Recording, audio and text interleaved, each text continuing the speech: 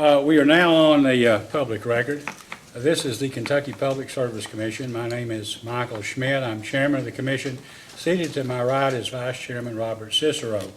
Dr. Talina Matthews, our third commissioner, is not in attendance at the hearing this morning. She is, however, at this time watching the hearing, which is being streamed live over the internet, and will be participating in rendering a decision in this case.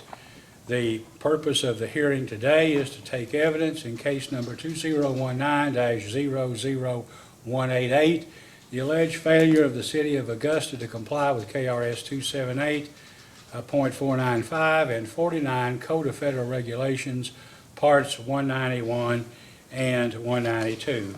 The record in this case will be the video which is taken, the video record. Ms. Sacre, seated to my left, will be taking a log, and the log will essentially set out the testimony or the subject of the testimony or the questions, which can be keyed in with the video to assist in filing a brief or in citing anything later on, whether it is in court or some other proceeding before this commission or elsewhere. Since we're starting here at 11 a.m., and I'm not sure why we're starting this late, but we will go till noon. We'll take a lunch break at noon, come back at 1 o'clock, probably go from 1 to 3 and take a break, and 3 to 5. We'll finish today. I don't know how long this proceeding will take. They always seem to take longer than we anticipate, but we'll finish one way or the other. In the meantime, Ms. Thomas, if you need a break or need to talk to a witness or something, just say so, and we'll take whatever time you need. At this time, I would like to ask the parties to identify themselves, their clients, and the witnesses who are here on their behalf. And we'll start, Ms. Thomas, with you, if you would. I'm Cynthia Thompson. I'm the attorney for the City of Augusta. And behind me is our mayor, Michael C. Taylor, our city clerk, Gretchen England, Doug Padgett, our operations manager, and Darren Blevins, who is in charge of our maintenance department and our superintendent of public works. Okay, thank you. Thank you. And for Division of Inspections. Good morning. My name is John Park. I'm staff attorney with the Division of Inspections, and today with me is Inspector Melissa Holbrook from the Division's Gas Safety Branch. Okay, thank you. Ms. Thompson, I apologize. I called you Ms. Thomas. Your name was mistyped here, and so I apologize for that. Thank you. In this proceeding, the burden of proof is on the Division of Inspections to present, and also the burden of going forward with the evidence. So how we will proceed will be Mr. Park will call a witness or witnesses who will be put under oath and testify. At that time, Ms. Thompson, you'll have an opportunity then to cross-examine it. It's possible, I suppose, I don't know what Mr. Park's plan is, but he could call some of your people on cross-examination or not. In any event, there will be a direct, a cross, and a redirect, and beyond that, that will end the questioning.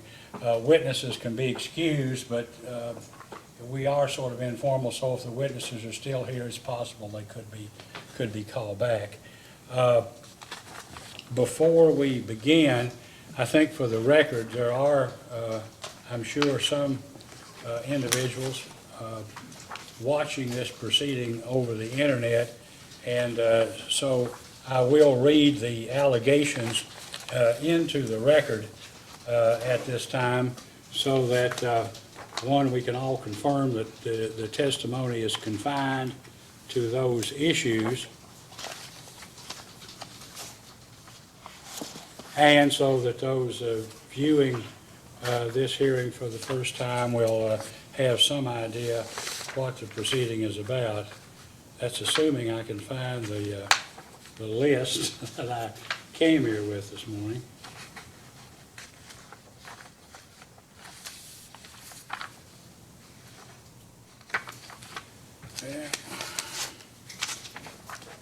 guess we have to fall back on the, I guess on the allegations that are set out in the, here it is, I've got it, from the inspection report. The allegations brought by the inspector and the Division of Inspections against the City of Augusta are as follows. One, the operator did not have the following records for review per Code of Federal Regulations, Part 192.603B. No record of installing new service line and pressure test. No records of excess flow valve installation. The operator did not have a record for all leaks and repairs. No atmospheric corrosion inspection. Number two, the operator has not conducted emergency procedure training with gas employees as required by CFR Part 192.615 B2. Number three, the operator did not conduct a 2017 leak survey as required annually in the business district as required per CFR Part 192.723 B1. Number four, the operator did not conduct critical valve inspections in 2016 as required by CFR Part 192.747. Number five, the operator did not properly repair a damaged plastic main as required per CFR Part 192.311 on March 27, 2014, Waggle Road. A 2-inch plastic main has third-party damage and was repaired using a clamp. Number six, the operator is not operator qualified to conduct pipe to soil readings as required per CFR Part 192.805B. 7, supervisor does not have drug and alcohol reasonable cause training as required per CFR Part 199.113 subsection C. Number 8, the operator did not submit the annual report as required per CFR Part 191.11. The report was submitted on April 9, 2018. This report must be submitted each year not later than March 15th for the preceding calendar year. Number 9, the operator's operation and maintenance plan does not meet all the requirements of CFR Part 192.605. The missing items are highlighted in red. That's, I guess, in the inspection report. Number 10, the operator's emergency plan does not meet all the requirements of CFR Part 192.615. Missing items, once again, were highlighted in red in the inspection report. Number 11, the operator's 4 regulator stations' current configurations do not allow for properly testing the regulator's lockup. Without having this test, a complete regulator inspection cannot be completed per CFR Part 192.739. Does that constitute the entirety of the allegations against the City of Augusta? It does, Your Honor. All right. And Ms. Thompson, do you Yes, agree Your with that? I do. All right, at this time, unless there is something else that counsel for either of the parties would like to bring to the commission's attention, then you may call a witness. Ms. Thompson, do you have anything before we start? The only thing, Your Honor, is I have a housekeeping matter, which is a missing exhibit that I'd like to go ahead and tender. I've got an original here. Should I? That'd be give it fine. to You may Ms. approach Zachary? and give it to Ms. Zachary. Okay. And, Mr. Park received a copy via email, but I do have copies for the commissioners as well. okay, if you would. Yes, please. Thank you. Mr. Park, have you seen these? I have, Your Honor. Thank you. Okay, we have 2 extra. Do you need them, or? No, Okay. sir. We'll keep them over here. Thank you. If you do, or a witness needs one. All right, Mr. Park, you may call a witness. Division Inspection calls Melissa Holbrook.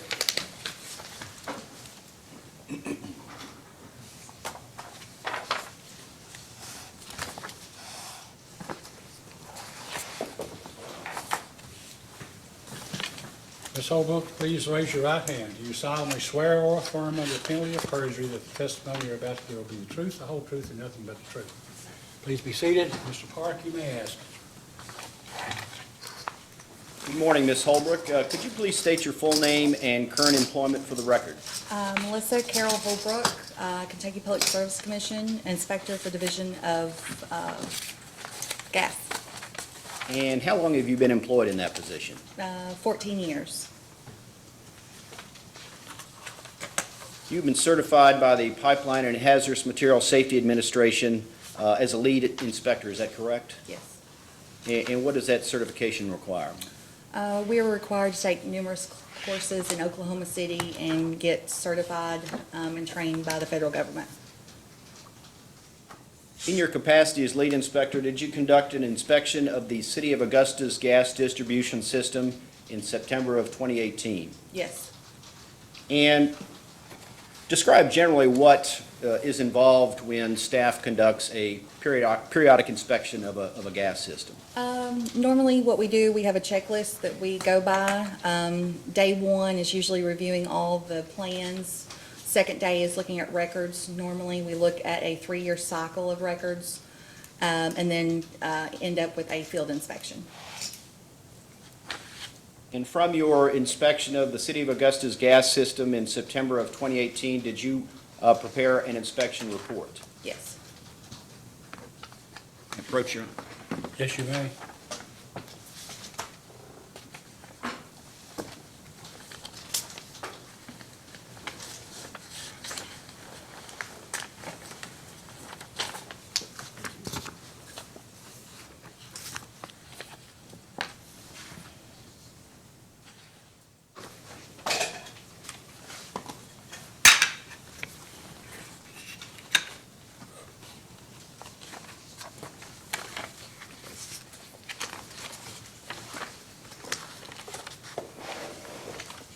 Would you please identify this document for the record?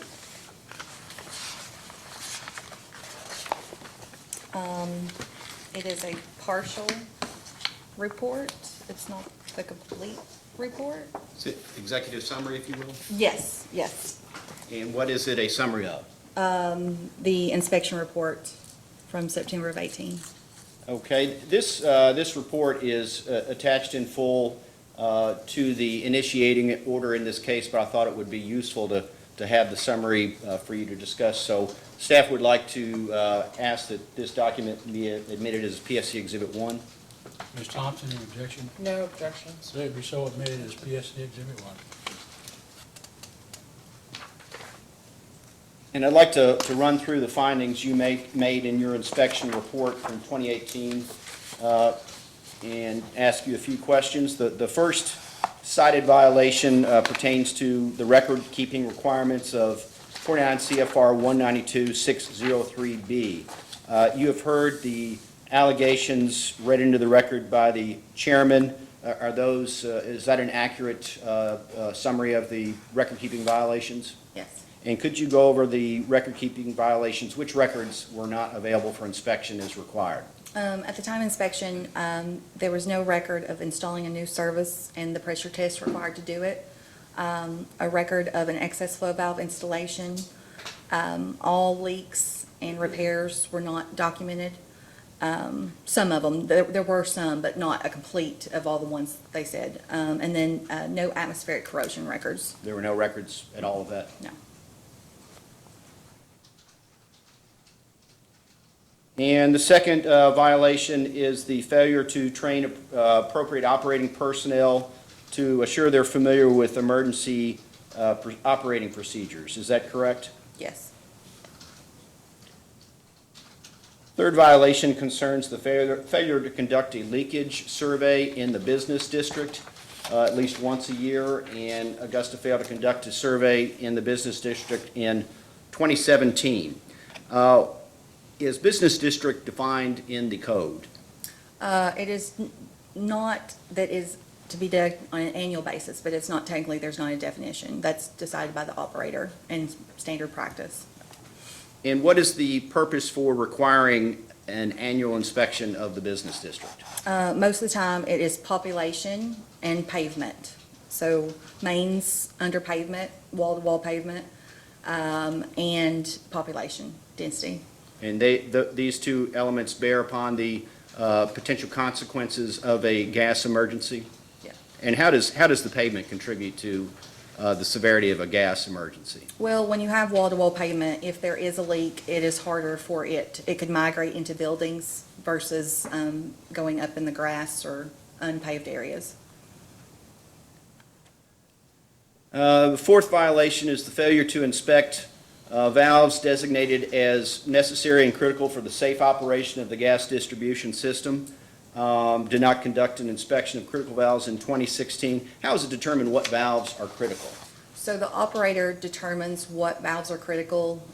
For example, if you have, the more valves you have, the better off you are in an emergency situation to isolate the system versus having to dig up the main line and squeeze it off. But they decide what is critical. And the purpose of the inspection is to ensure that the valves are in working order? Yes, they must operate them.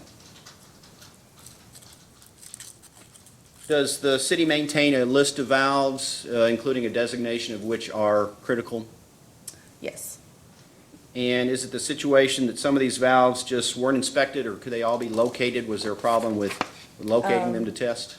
If you look at the next page, the areas of concern, on the critical valve inspection list that I was given for inspection, 7 of the 15, they can not be found or non-accessible. So it means that they could have been blacktopped over, concrete, or they may not be able to operate them. So those, if it's going to be on an inspection sheet for a critical valve, those have to be operable and accessible. The fifth violation is that the city of Augusta used an improper method, that being a clamp to repair third-party damage to a 2-inch plastic main on, apologize about the pronunciation, Wagle Road. There is some discrepancy. The report states that this damage occurred on March 27 of 2014. There's a reference in the city's response to the initiating order that it was installed in March 27, 2018. Is it your testimony that at the time of your inspection in September of 2018 that this improperly repaired pipe had been in the ground since 2014 or 2018? 2014 is what the record stated.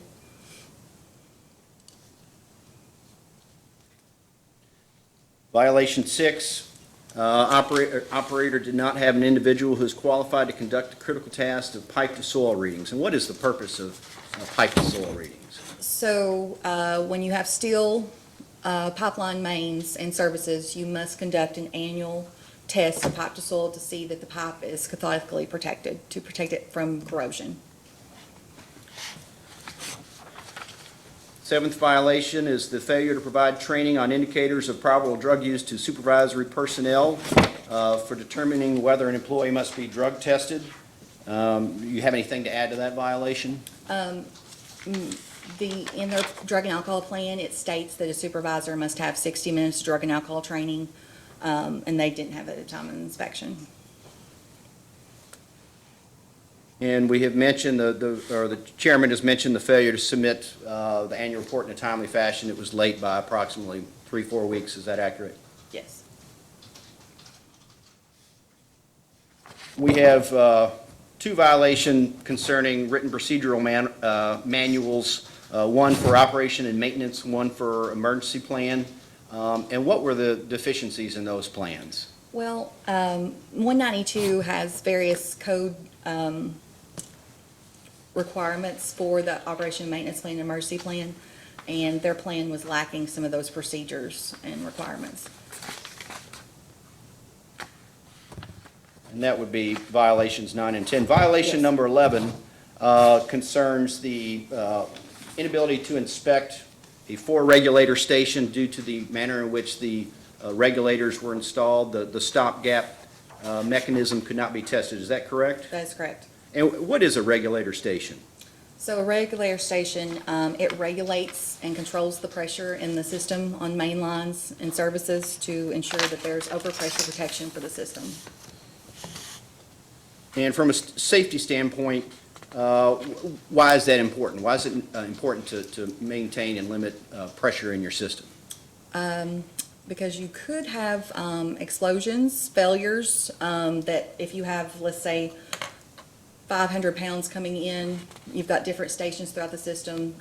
You've got to keep those regulators inspected and working properly and tested properly. That way it ensures that overpressure protection for the system, that the system does not overpressurize, that we don't have any explosions on the line. So if a regulator were to fail and there was a surge of pressure that could not be controlled, leading to an increase in pressure on the rest of the pipes, Yes. is there potential that the maximum operating pressure of those pipelines and components could be exceeded? It could be if you had failure.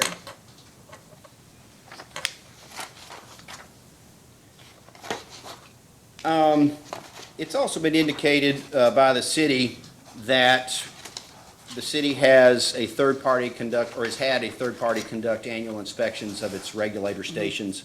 And in that inspection report, the city was it was recommended rather, that the city modify the stations so that lockup tests can be performed. Yes. Did you review those reports? Yes. So the third-party inspector was recommending to the city that it reconfigure these stations to allow Yes. testing. That way lockup could be tested, yes, to ensure a full inspection could be done.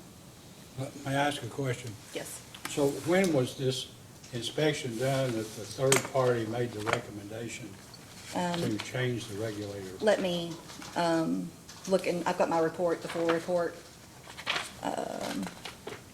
The records I reviewed were from 2016, 17, and 18, and the contractor recommends replacing the regulators.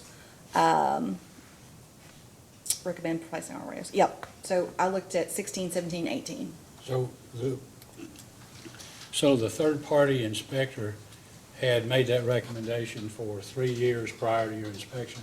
Yes, I think so. And you may proceed, Mr. President. And it's not on all stations. There were certain regulators that it was not all stations. It was just certain regulators that had some issues. Well, I thought when I looked at the report before we got here this morning, was there four?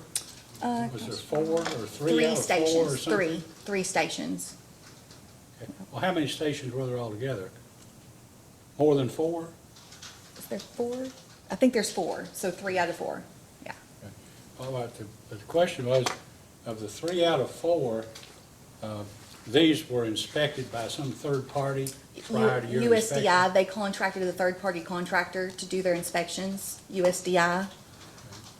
And that recommendation was made in 2016, 17, and in 2018 before your inspection. Yes, I think so. Did you find any records or evidence that the city had done anything or intended to take any action to follow the inspectors, the third-party inspectors' recommendations?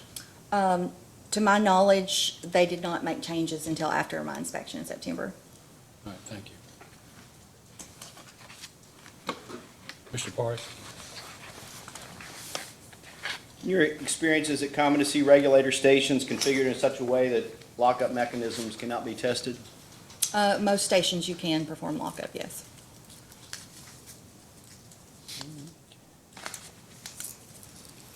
And just to clarify, we've heard reference that the city's gas system has multiple regulator stations, and this violation concerned one regulator station, 3 out of the 4 regulators at that station, is that correct? If you go back to the report, and that may be something you want to specify with Augusta, but I've got on here that 3 stations, which I would have to go back and look at the actual inspection that USDI completed, because there are more than one regulator at a station. So I have down here 3 stations, so we would have to go back and look at that specific, I don't recall. If you would reference the alleged violation number 11 in your report. Okay.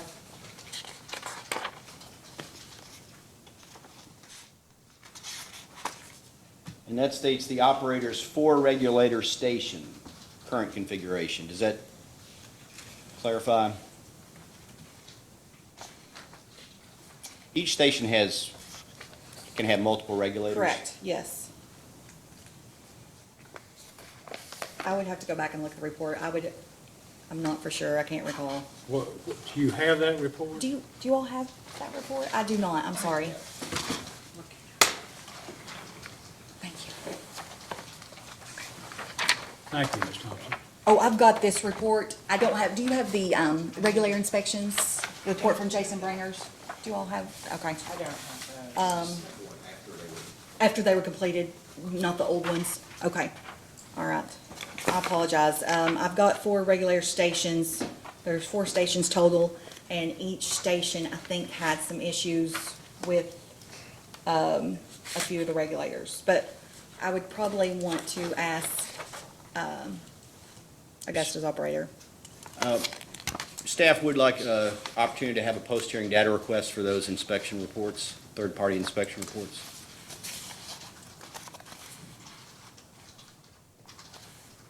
Ms. Thompson, if they make a post-hearing data request, it'll have to be in writing, and if you don't receive it, then you don't have to worry about it. Okay. It'd be like an interrogatory or something. Okay, thank you. And at the end of the hearing, we'll talk about, parties may want to request information, Right. and so they'll have a date by which it must be requested, and then I'll ask you how much time you need, and then if you need more time, all you need to do is file a motion and so forth. So if you refer to my report, I've got on the page that has it, there was 4 stations, the City Gate, Route 8, can't check for lockup due to control line configuration, Route 19 and AA, Valley High subdivision in Chatham, and then they could only do a soap test, and then 2016 Valley High, I guess subdivision, they couldn't test the relief valve. So there was 1 issue with the relief valve, and then 3 issues with the station of lockup.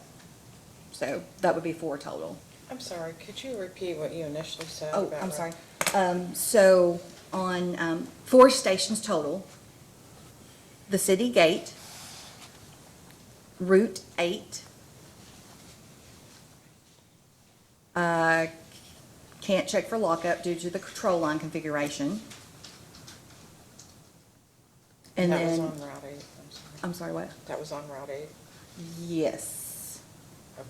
And then I've got Route 19 and AA Valley High subdivision, and Chatham, Chatum, only a soap test. And then on 2016, I have Valley High subdivision, cannot test relief valve, and no lockup, and 3 stations, no lockup that can be performed. So the 3 stations.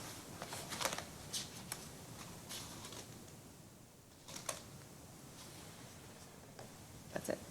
Sorry. In your report, you also identified some areas of concern. What is an area of concern as compared to a violation? So the critical valves is determined, the areas of concern is issues that is not directly a violation of the code, but it is a concern from a safety standpoint and best practices in the industry. So after reviewing the critical valve inspections, the years 7 of the 15 could not be found or non-accessible. So the operator determines what is critical. So normally what happens is if it is a valve that, let's say it's been blacktopped over, there's issues that they have that they don't want to tear up the concrete or sidewalk that's been poured, a lot of times they'll put a new valve in or take it off the critical valve list that is not deemed critical. So my recommendation to them was to either get those 7, identify them, find them, fix them, or remove them from the critical valve list. The next one was the machine that they were doing the odorant test with. It hadn't currently been calibrated, and when we did the field inspection, the machine was quite a bit old. It was one that that was the first time I saw one, and so I suggested to the mayor that he would probably need to get updated equipment for the employee to use. The next one, was the operator did not state in his O and M how often the, odorant test had to be. So, the operator stated that he was doing it monthly, but their O and M did not state that. So, the following checks were made, so it was not really a consistent odorant test being done. And then, during the 2018 inspection, after, reviewing some of the records and, working with the superintendent, I just personally didn't feel like there was enough personnel being dedicated to the gas system. Is it important, in your opinion, to have employees devoted to the gas system as opposed to working on multiple areas? Yes. And why is that? Well, I see this in a lot of cities. There's one person that is trying to do water, sewer, gas, and he just can't do it all. With the demands of natural gas, I have an 88-page checklist that he has to go through. There's a lot of paperwork. There's a lot of requirements, annual requirements. And, I understand everybody wants their water, but gas can cause, blow up, have explosions, issues. So, one person can't do it all, in my opinion. What percentage of the time would you say this operator is devoted to the gas operations? I could not say. I don't know what their percentage is. The day that I was doing the inspection, the poor superintendent, he had to leave quite a bit during the inspection, to go and do the water plant. I think they were putting in a new water plant or doing something, so he was just very, he had a lot on his plate. There's 3 employees total that are doing the water, gas, and sewer. I have 3 employees that are qualified to work on the gas. I cannot answer about how many employees they have to work on the total utilities. Go ahead, Mr. Platt. Yeah, I'd like to ask a question. I didn't understand when you were talking about odorant being placed in the gas line, odorant is required to be placed in the line, every 30 days or Well, less? it just depends. Sometimes, and I don't recall, we'll have to ask them, but most of the time, either the odorant is already in the gas provided by the supplier, or the operator puts it in, and it either by injection system or by hand. So, but what I was referring to is the actual test that you do with the instrument to ensure that there's enough odorant in the gas. So that machine had to be updated, and there was really not a consistent, they were trying to get to the odorant test monthly, but their O&M didn't state that they were doing it monthly. Well, should the test have been done, is there a requirement that Well, the test be done monthly or The not? federal code states periodic, so, but our state law has just recently changed, that it now requires, cities to do it every 30 days. And So, when- but at the time of inspection, that had not went into place, so they needed to specify in the plan what periodic is, what defines periodic. Okay, so when did the law change? Oh, This year, 2019? I think the end of I would have to see, I'm not for sure. Well, we had a session of the General Assembly, I guess, in 2018, right? Yeah, so, but I don't think, Your inspection was in September, right? Yes. Early September. yes. Well, you don't know, that, the answer is. Yeah, I don't know, Yeah. the exact date, sorry. But, when the city conducts an odorant test, whatever periodic meant then, was the city required to record in a book or a form or something that the test had been conducted? Yes, so, the way things kind of work, if you don't write it down, it didn't happen. So they, for us to inspect a record, we need to inspect a record that a test had been conducted. Well, that's what I'm trying to find out. I was confused by your testimony, was the city said it had been conducting odorant tests monthly. True or untrue? Or They weren't? stated that they were trying to do it monthly, but if you look at the area concerned, those are the dates that they had conducted it. Well, see, I don't have that in front of me right now. Oh, I'm What- sorry. That's why I'm trying to ask, what dates did they, when you looked at records, did records support the statement that they were being done monthly? No. Or on a regular basis, whether it's every 2 months or No. 6 weeks? No, So are there dates? yes. Okay, what were the dates? So in 2015, it was conducted in January, February, March. In 2016, it was conducted in November. In 2017, it was conducted in March, July, August, September, October, November, December. And then the missing ones for 18, they did not do it in June or July. Well, now, what was the first year? 2015. 2015, there were records that showed odorant was tested in January, February, and March, but none for the rest of the year. And then in 16, November was the only test that was on record. Yeah. On it that you could see. Yeah. And then in 2018, there were also maybe 5 or 6 months where tests were recorded. Yeah.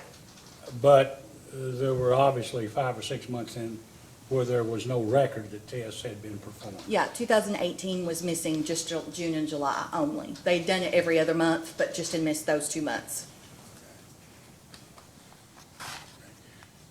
Is failure to record odorant testing a violation of federal regulations? Yes, you must maintain records.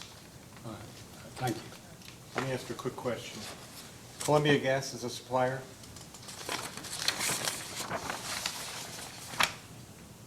I've got Columbia Gas Transmission, so it's TransCanada. They changed the name, so it's TransCanada, yes. And is that gas normally odorized on delivery? It is, yes. They don't odorize. And so the test is performed when the gas is delivered to a point, or is So it? it's odorized by TransCanada, Right, then it goes through to the regulators at Augusta that they own, and then it goes out through the systems, and they are supposed to test at the end points of the system to ensure that the odorant gets to the end of the pipeline. So they'll do those tests, and if there's an issue, they are required, they'll contact TransCanada to say that, hey, it's too high or too low, we need more odorant in the gas. so it can't be tested at the point of entry, it has to be tested Right, at the because- point of consumption? Yes, yes. All right, And you want it at the end points, that way it's getting to the end points of the system. okay. Ms. Hobart, please refer to the areas of concern section on the summary of your inspection report. And the third bullet point are the dates that the city did have records of an odorant test listed in that? Yes. Okay. Now approach your, Yeah, yes, you may.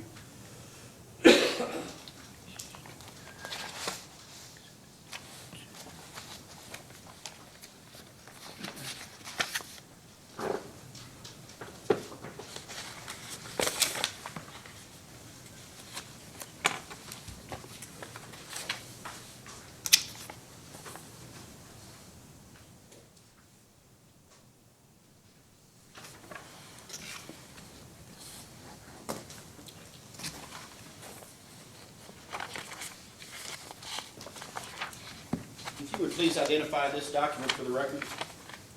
This is the follow-up inspection I conducted July the 30th of this year. And what was the purpose of the follow-up inspection? To identify what deficiencies from the last inspection had been cleared or what progress they'd made. And what were your findings based upon your follow-up inspection?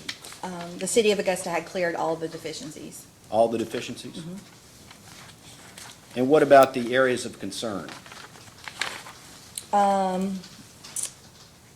The areas concerned, so they had conducted the valve inspections, we can't go back and, oh, that was that one. All right, they cleared that. The areas concerned, the valves, they had been located and the list was updated. The odorant machine, right after the inspection in 2018, I conducted the inspection in September, and in October, they purchased a new odorant machine to conduct odorant tests. And then I reviewed 2018 and 19 records, and they were completing the odorant test monthly and documented. And I was told that Doug Paget had been assigned to assist with the gas department.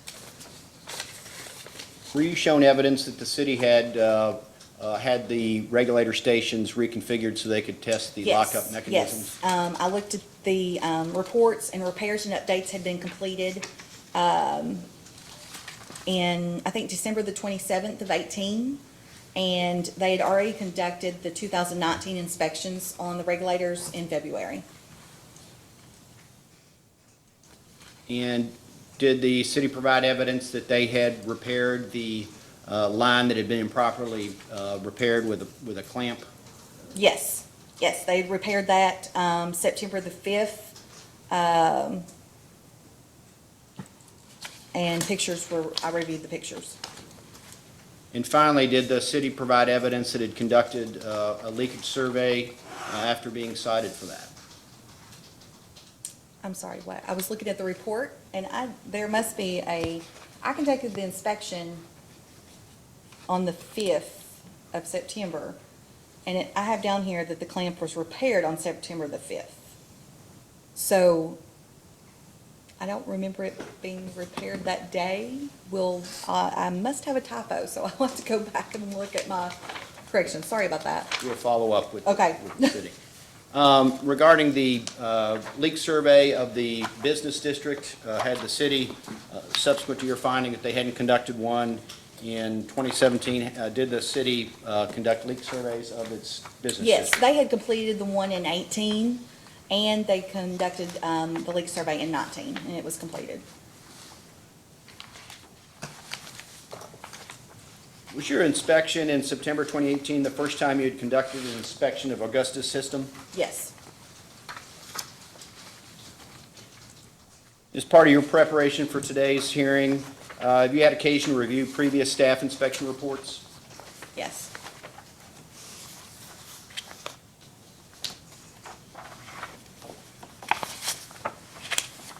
May I approach, Your Honor?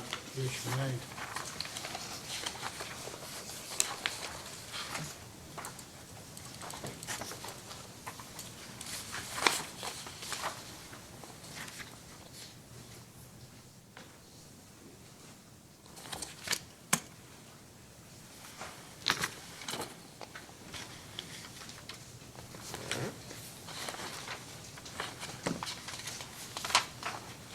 Could you please identify this document for the record? It looks like that Joel Grugan conducted an inspection on April 30th of 2009.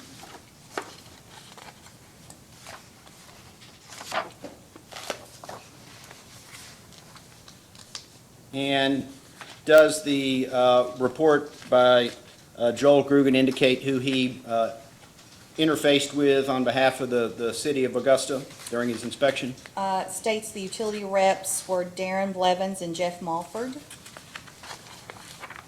Did the staff report indicate a finding of violation was made in connection with the 2009 inspection? The third page indicates the findings that the city of Augusta did not inspect all their critical or key valves in 2008, and the city of Augusta did not inspect their regulator station in 2008. Your Honor, staff moves to admit this document as PSC Exhibit Number 3. What about, did you admit number 2? I didn't think you did. Oh, well, I apologize. That's the follow-up inspection in 2019. Staff moves to admit that as Exhibit 2. 2 and 3, Ms. Thompson? No objection. Let exhibits 2 and 3 be introduced. Approach, Your Honor. Yes, you may. I think for the record too, Ms. Thompson's answer indicated that the clamp repair had been replaced with a permanent repair on October 24th, 2018. Yes, sir. I think I did a Exhibit- typo. I I guess it's apologize. in Ms. Thompson's Exhibit 5. Thank you. Yes. October the Thank you. 24th? Yes, 2018. Okay, thank It's a you. month after the Sorry about that. I knew it had been repaired, and I saw the pictures in the river, just put the wrong date.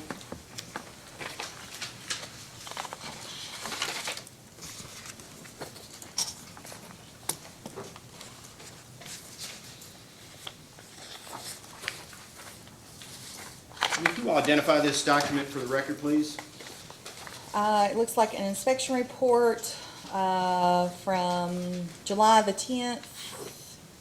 And if you'll turn to the second page. Yes. Yes, Is this the city's response to the 2009 inspection report? yes. And does it indicate who provided the information on behalf of the city of Augusta down at the bottom of the page? Yes. And who is the individual? Darren Blevins. Okay. And with respect to the finding of a violation for failure to inspect regulator stations in 2008, what was the city's response? The response said the contractor could not get to the facility. The department is not OQ to test regulators. The action was taken May the 29th of 2009. It was completed. The regulator inspection was completed by Russ Bush. And that's the measure the city took in response to the finding? Yes. And what was the response to the allegation or the finding of failure to inspect critical valves in 2008? This was an oversight. This inspection will be completed within the next 30 days. Darren Blevins will be doing this inspection. The department plans to set up a better system for completing annual inspections. Staff moves to admit this document as PSC Exhibit 4. Ms. Thompson, objection? No objection. Let it be admitted as Exhibit 4.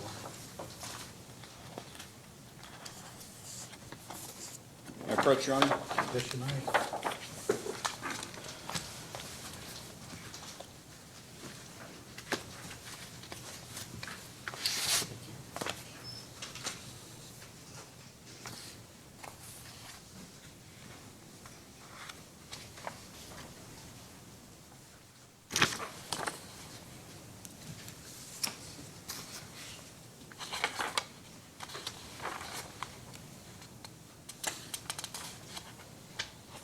And if you review this document, including the subsequent pages to the first three,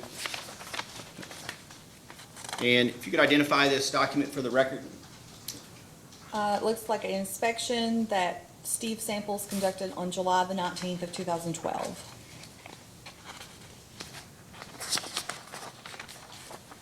And were findings of violations reached in this report? The findings on page 3 indicate that the city of Augusta did not implement their public awareness plan. The baseline message was not delivered to the affected public, emergency officials, public officials, or excavators. Also, the 4-year program effectiveness evaluation had not been implemented as of 7/20/12. And the city of Augusta did not inspect 4 relief regulators for 2010 or 2011 at the following facilities: City Gate, Valley High, Dutch Ridge, or the point of delivery at Columbia Gas Transmission. Mr. Chairman, staff moves to admit this document as PSC Exhibit 5. Ms. Thompson, No objection. let it be admitted as a PSC Exhibit 5. May I approach, Your Honor? Yes, you may.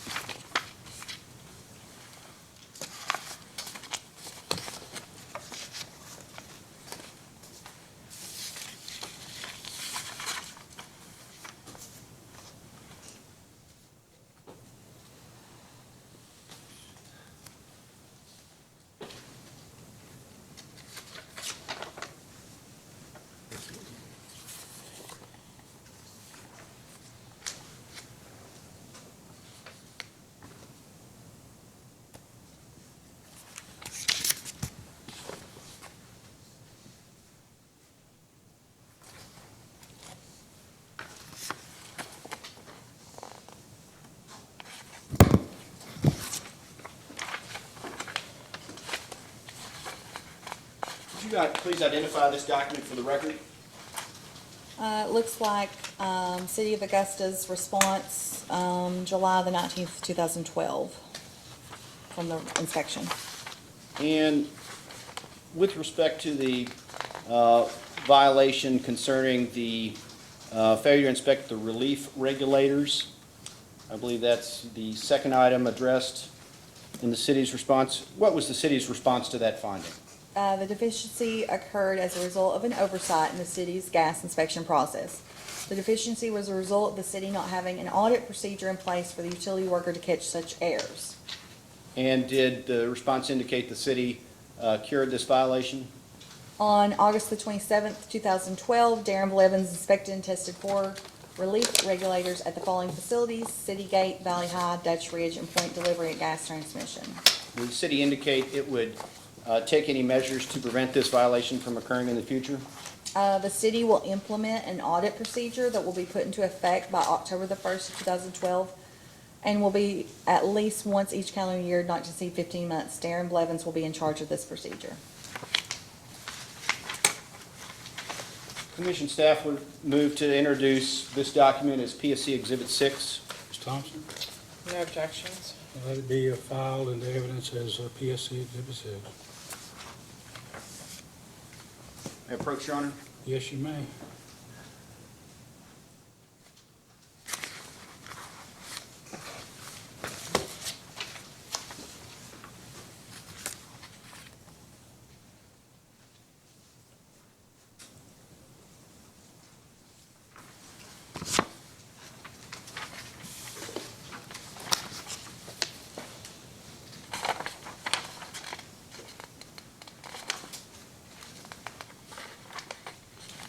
Could you please identify this document for the record?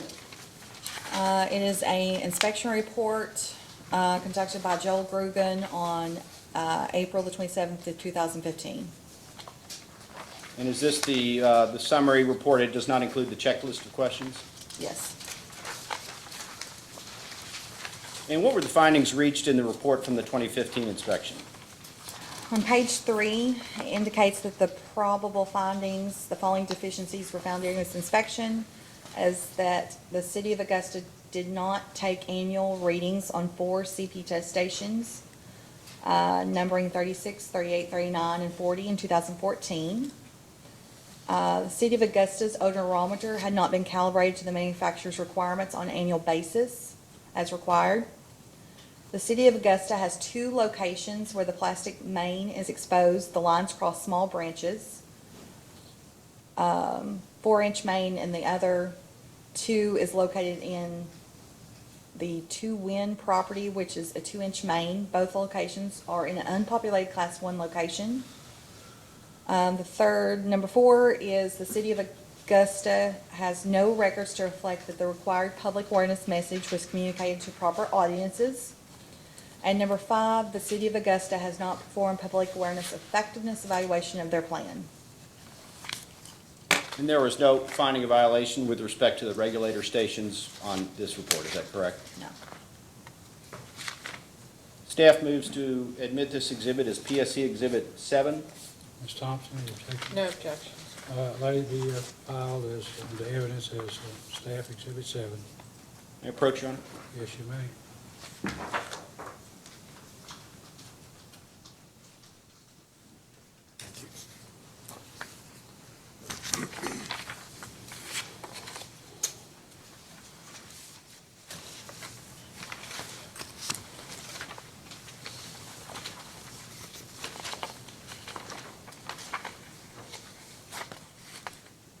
Could you please identify this document for the record?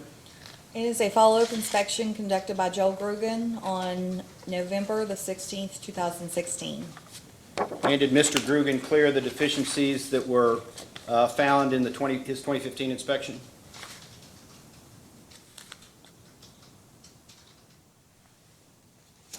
Yes. That's what the summary indicates.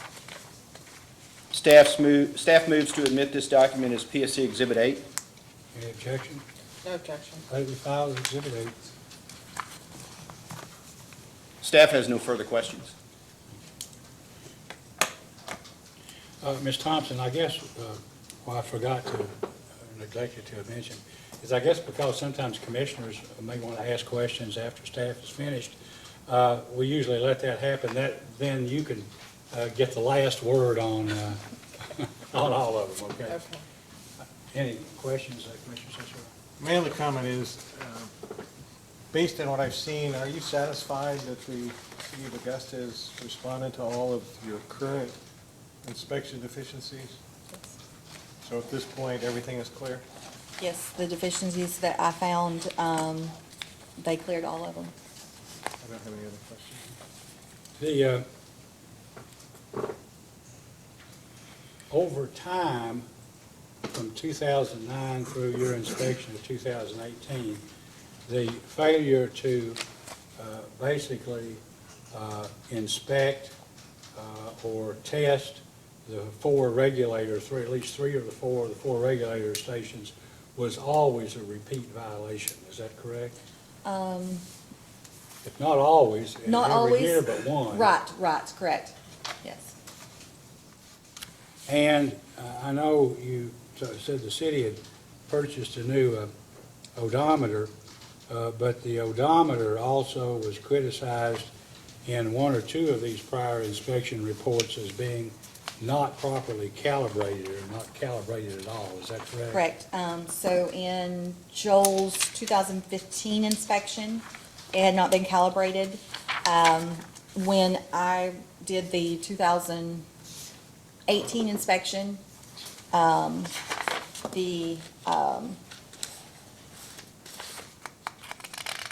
don't think it had been calibrated at that time for 17. And after the inspection, they purchased a new one. After the 2018 inspection? Yes. I mean, if the odometer isn't calibrated, there's really no point in taking the test, is there? It's not going to give an accurate reading. It could not give an accurate reading if it's not properly calibrated, but recommended specs say annual calibration.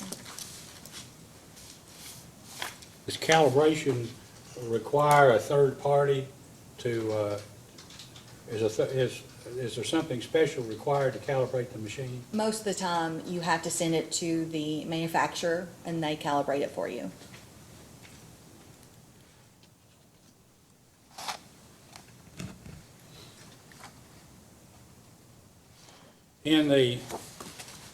Of the violations or the deficiencies or departures from the federal regulations that you mentioned in your report, are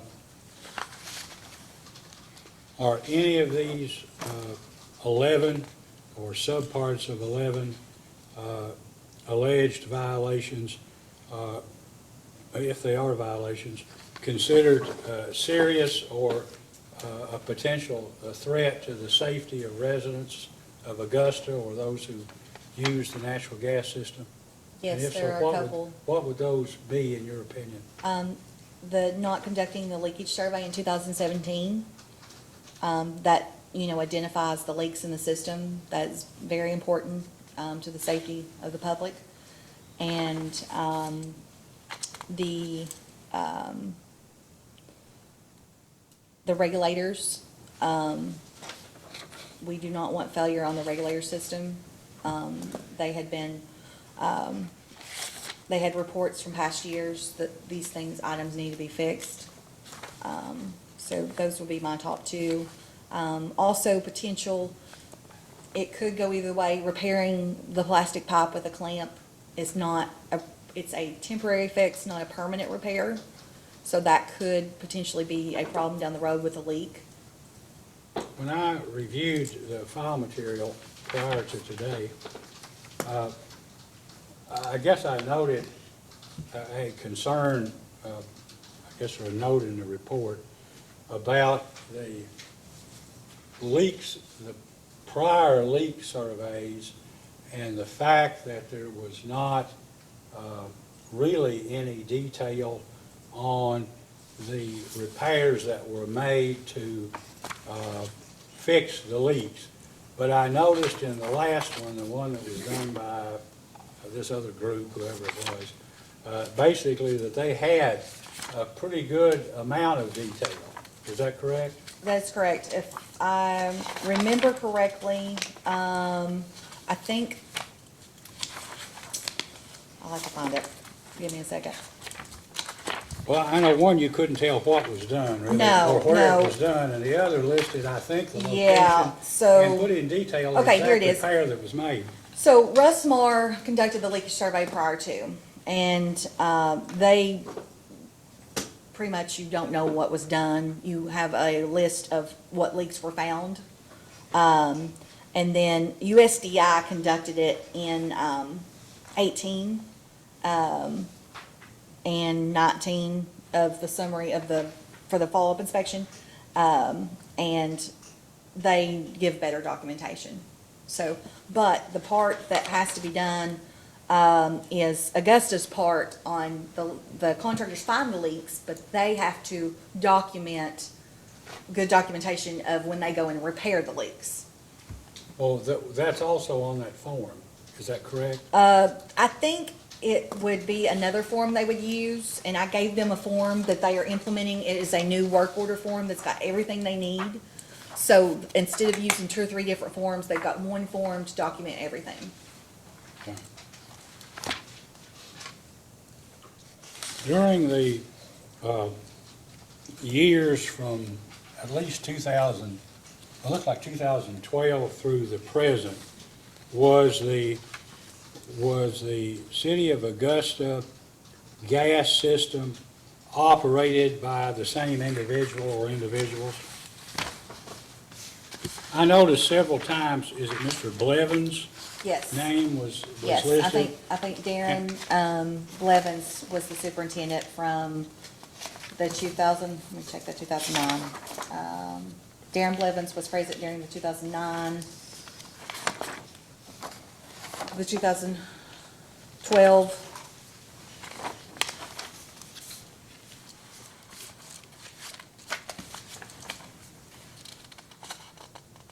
And the 2015. Yes, And he's still there today? yes. The public director of Public Works, at least I'm looking here at a FEMSA. I think they refer to him as the director of Public Works. Is that right? Okay.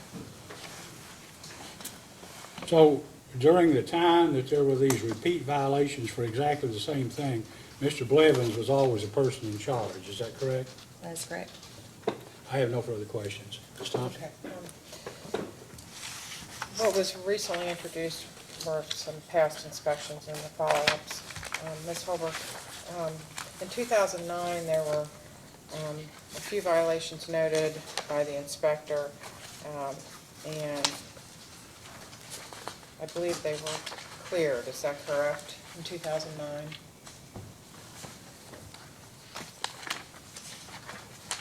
I cannot, I was not part of this inspection. I've not been given any follow-up inspection report, so I can't answer that. I don't think we didn't get a follow-up inspection. I know from 2009. We just have the response. So we have the initial report and the response from 2009, but I don't have a Okay, from follow-up from 2009, that. I guess Yes. we don't. Now, if you go To to 2012. 12, so 12, we have the findings, and then we have the response, but I do not have anything that says that it was cleared. Okay. Well, on page 1 of the brief of the 2012 inspection, when they did the 2012 inspection, they show the issues from the last inspection and show which were not cleared. And if you look at that, Okay. it says DTRs from last inspection, 2, and then Both were- DTRs not So, cleared. so I'm assuming they used, so it says it was cleared. That's what he has in his letter. Right. Yes. So that one shows that Okay. the 2009 would have been cleared. Okay. And then in 2012, think there were some issues, and, In their response, they provided some material, so,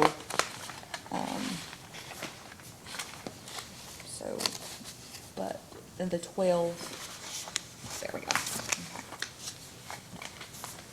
Okay. What did it say? I was looking for the same statement in the 2015. it looks like a little different format maybe, Okay. but,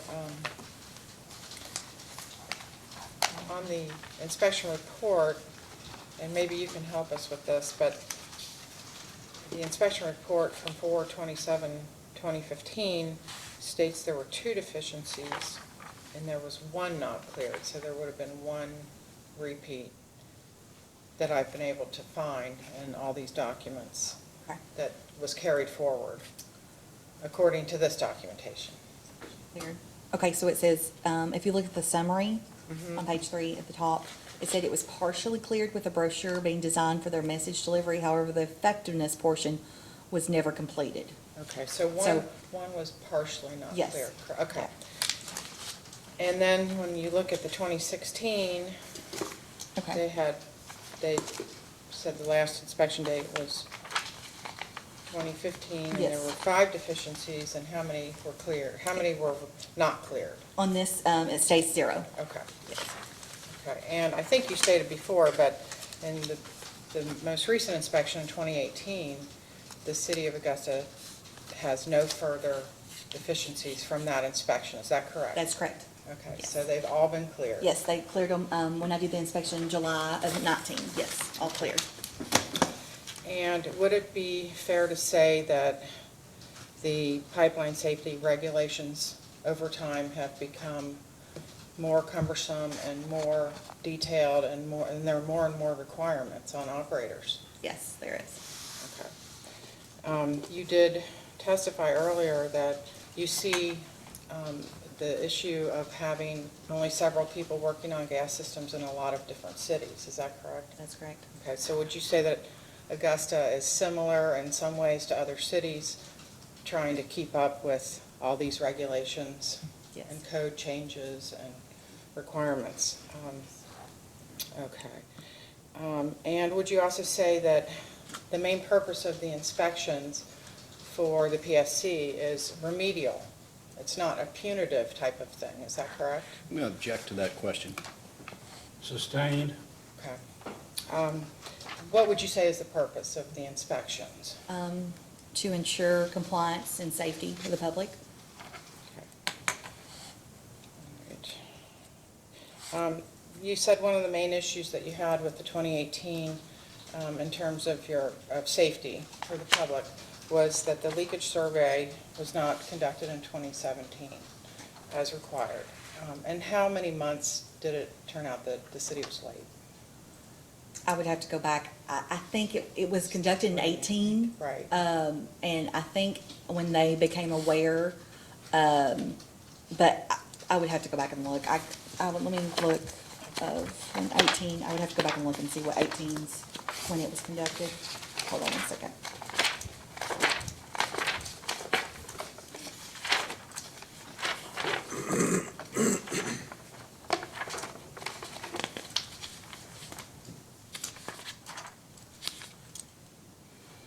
So, the 17 was not conducted, and, it was conducted of March of 18. Okay, so it was approximately 3 months late, is that correct? But you have to conduct it annually, not to exceed Right. 15 months. Right, So- right, but it should have been conducted in 2017, is that correct? Yes, Okay. and you have to go back, if you look at 16, you have to meet that annual, not to exceed 15 months.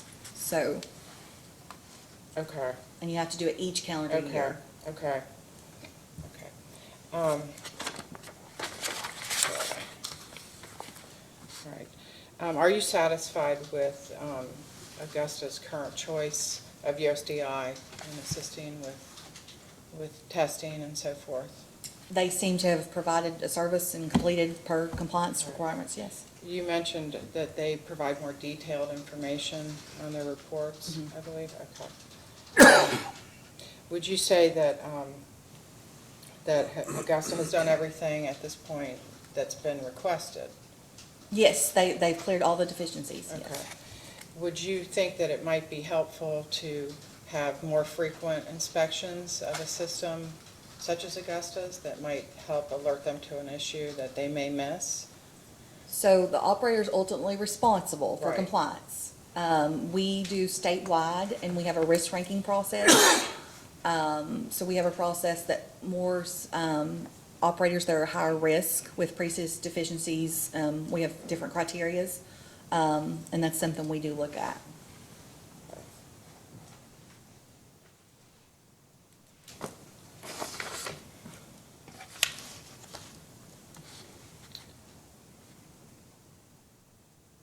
So based on the size and the number of customers, is that one of the issues in terms of the risk criteria where you determine? Well, there's different criterias.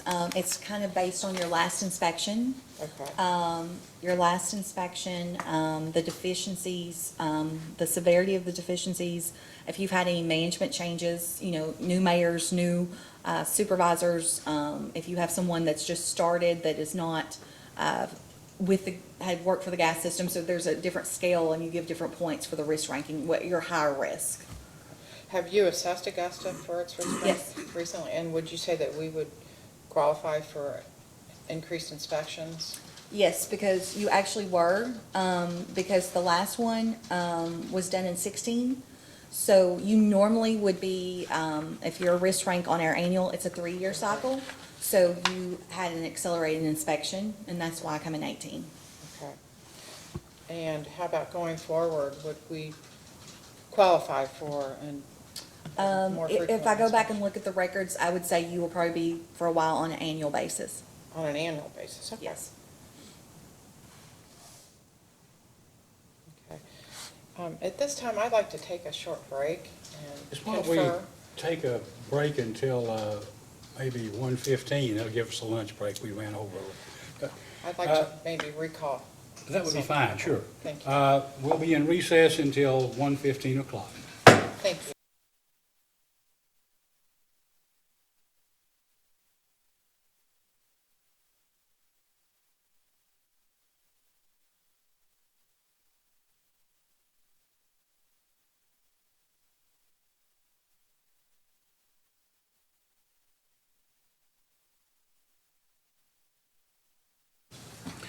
We're now back on the record. Ms. Thompson, you have further cross-examination. Ms. Holbrook? I just had a few further Okay. questions. Ms. Holbrook, please retake the stand, and you remain under oath.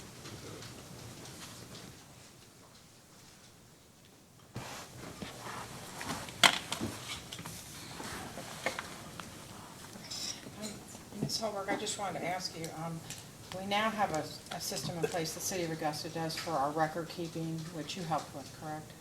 I'm sorry, We now have a record keeping system with the work orders that you helped with. yes, it's a form that has a complete record of everything, mostly to, if there's issues to repair leaks and stuff, yes. And based on your follow-up inspection, we are using that form, is Yes. that right? Okay. And you are satisfied with that at this Yes. point?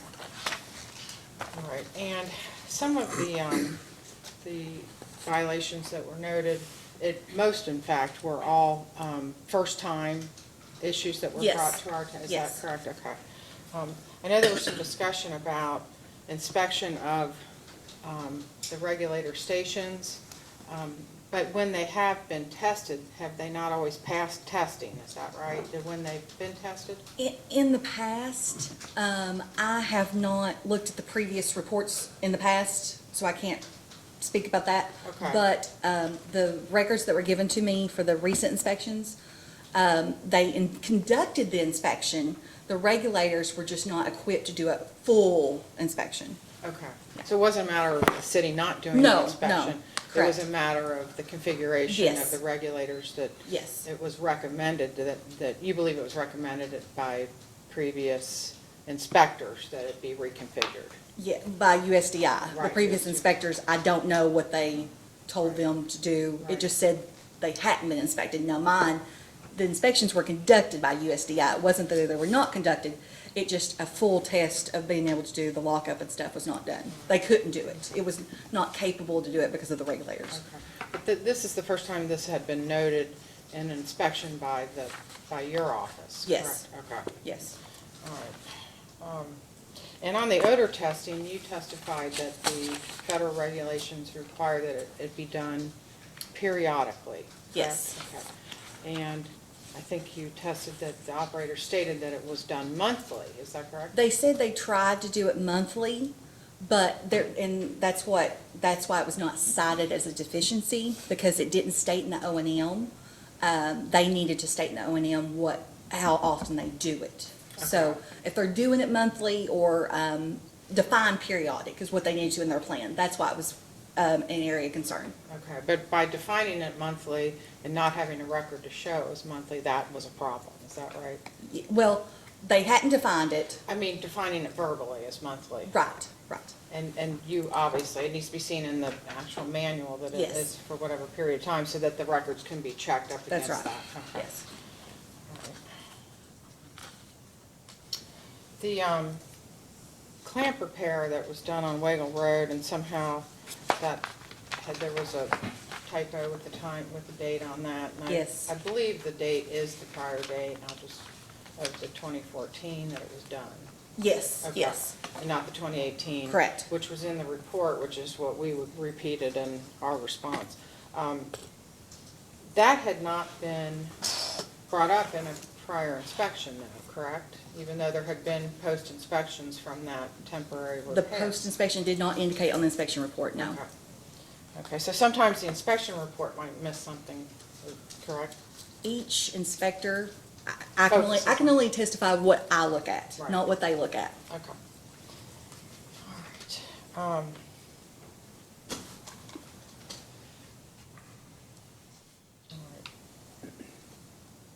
But your overall testimony is that the city of Augusta has complied with each and every issue that's been brought to their attention in your inspection report? Yes, yes, Okay. yes. No further questions? I may ask one before you go back. Ms. Holbrook, over the lunch break, I think I checked and found that the requirement that the odorant test be done every 30 days or monthly apparently began in May of 2018, some 3 or 4 months before you. I was unaware of that. Anyway, I don't know,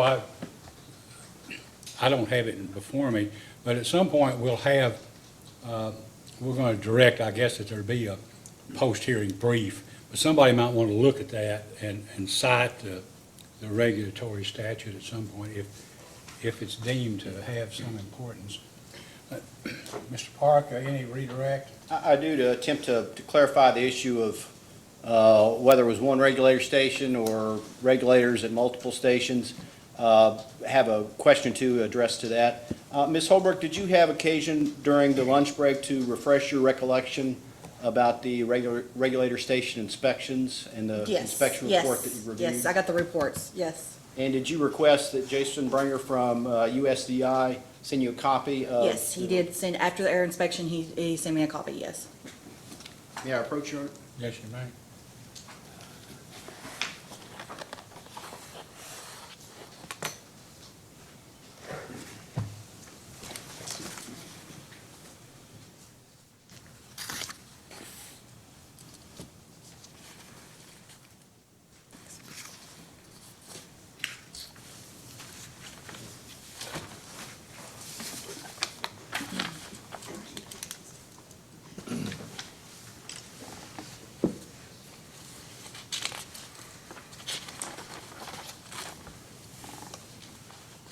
Ms. Holbrook, is this document a true and accurate copy of the regulator station inspection records that you reviewed for 2018? Yes.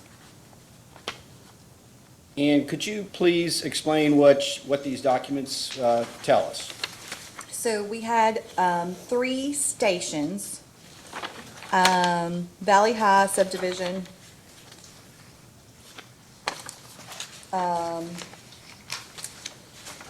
Route 19 and AA, and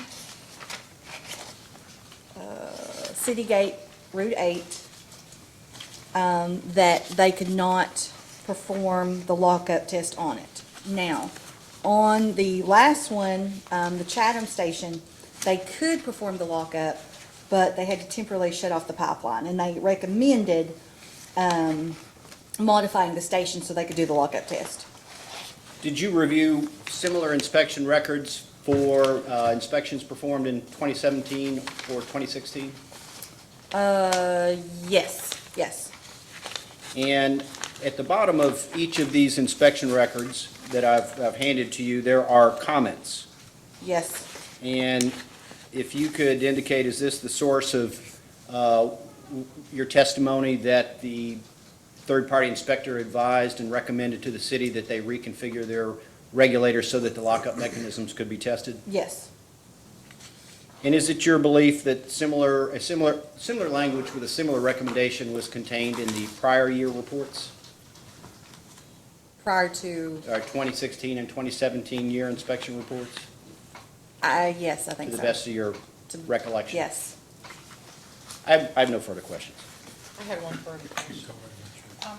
So we weren't able to obtain those records from the previous, 2017 that Mr. Park spoke Let of, me where it was right, because we do have this that shows it was recommended in 2018. Hold on, let me pull my report, let me make sure. Okay, so, I've got the USDI completed in 6/16 of 16, and they completed the inspection of 7/11 of 17. So I'm see. And he completed it at 7/25 of 18, so I looked at 16, 17, and 18.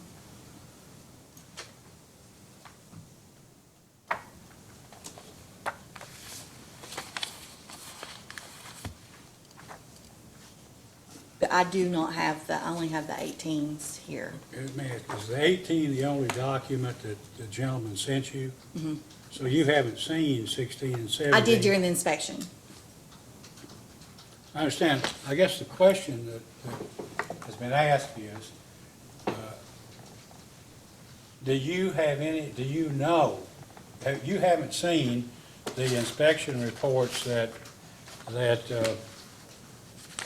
Mr. Bringer did or that anybody did in 2016 and 2017? During the inspection, I reviewed the records for 16 and 17. Yes. Okay. Yes. These, the same Yes. document like It- we're It's very looking at similar, here. yes, very similar to this. And these documents were at the offices of the city of Augusta? All right, so, I mean, you don't have it today. Mm-hmm. No, I All do we not have it is today. 18. No. So we don't know, as of the time here, other than your recollection, as to whether or not these recommendations were made as a result of the inspection by this other company in 2016 and 2017, correct? Not 100% word for word. Okay. All right, thank you. Anything further from anyone? I do not. So if, you're not sure if the previous inspector, prior to you, for the state, reviewed these records in their inspection? I cannot say that, no. Okay, Yeah, I wasn't there. I don't know what they checked. okay. Thank you. I have no further questions for this witness. I think probably of some kind, if you're gonna do some data request, we'll at least see whether that was recommended or not, so as to be able to clear it up. All right, may this witness step down and be excused? Yes, Chairman. You may step down. Now, I guess the question is this, you've heard, one of the things that always confounded me about the Public Service Commission hearings was they never sequestered witnesses. Only one or two times have we ever done that. Everybody's heard everyone else. Do you have any objection to Ms. Holbrook sitting in the hearing room, even though she may be recalled? Yes, sir. Okay, fine. Do you have another witness, Mr. Park? Staff would like to hear from Darren Blevins.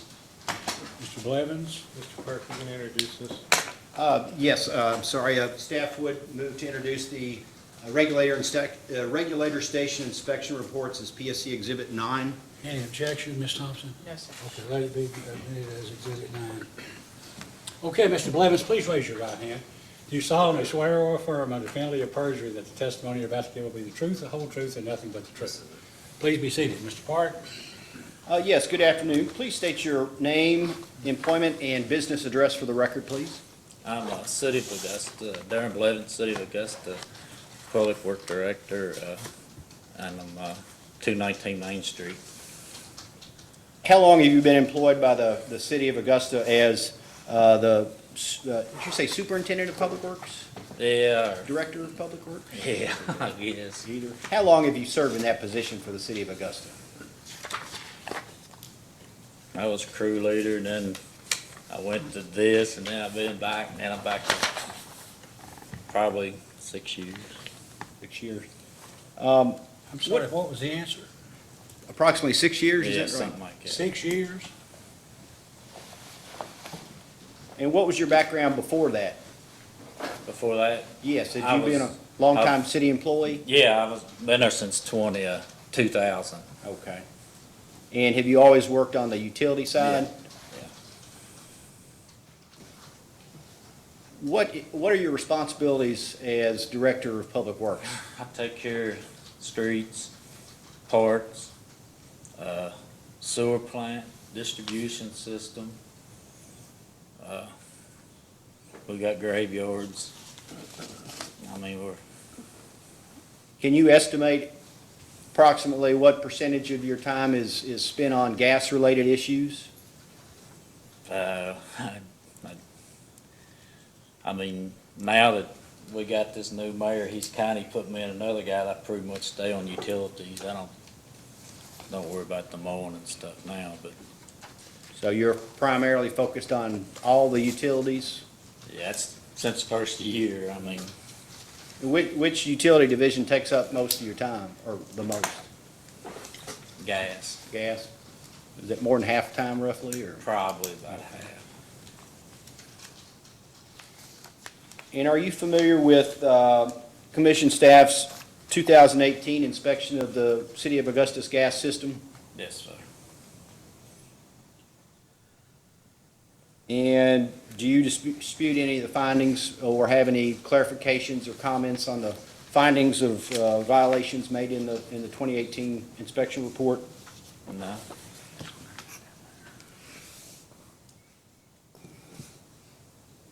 And regarding the record-keeping violations, why did this happen, or what do you think the problem is with the Yeah, record-keeping? like I told her, a lot of us, I'm out in the field doing something, and when I come in, we clock out and we go home, and I just don't get the time to.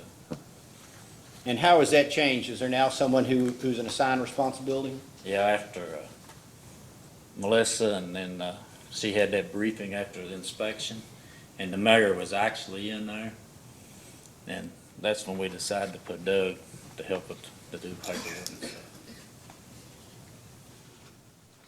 You've heard testimony that the city did not conduct a leak survey in its business district in 2017. Was this just a matter of oversight or scheduling, or? Just oversight. I probably had it scheduled and then come in and something else happened and we had to go take care of an emergency instead of. And how is the city now keeping track of these deadlines to complete safety-related procedures and testing? Well, Doug helps me keep up with it for one thing. Then Jason and them, they're real good about, getting hold of when it's gotta be done. I mean, And you're referring to Jason Branger? yeah, the USSI. And what services do you all obtain from them? They do my leakage survey. They do my regulator inspections. And then when I done my survey last year, I had them replace some pipe that we found, a few leaks on. After the survey of the Right after the business? survey, they come in and done it for me. Does USDI provide services pursuant to a contract? Are they on an annual contract to provide services? Just annual,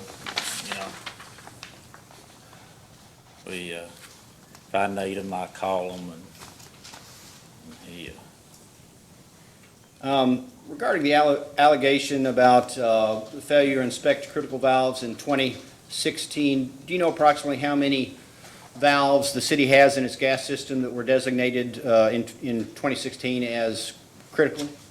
Not off the top of my head. Probably what ended up happening there is I sent the guys out to do it, and when they couldn't find them, I didn't review the paperwork when they come back, and they didn't tell me, so.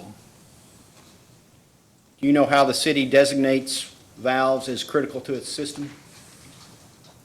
The ones we got now has been there since I've been there. Has the city changed the designation on any of its valves? No. Has the city been able to locate all the valves it's designated as critical? Were some of them under pavement or just Just they didn't know, didn't know where they were? yeah. And you've also heard testimony about alleged violation concerning the improper repair of a plastic main back in 2014. Is the city a member of the 811 Yeah. program? Yeah.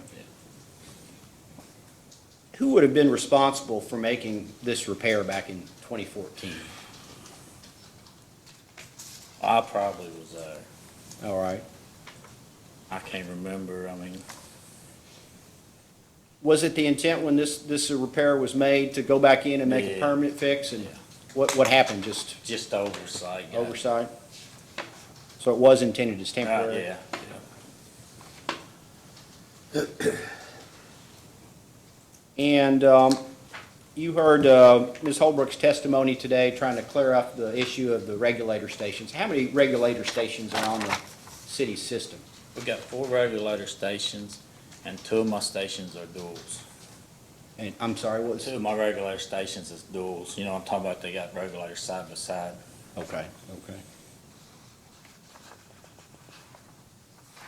And how long has USDI been inspecting the city's regulator stations? 3 years, I think. 3 years, and that would be 2016, 2017, 2018? Okay.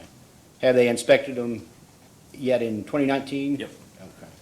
Okay. Because after he done the, And That's when they made the repair or yeah, replace. after he did it, he come back in, so we'll be back in compliance because he done the lockup on them. And those regulators where there was an issue of being able to test the lockup mechanisms, those have been reconfigured? Yes.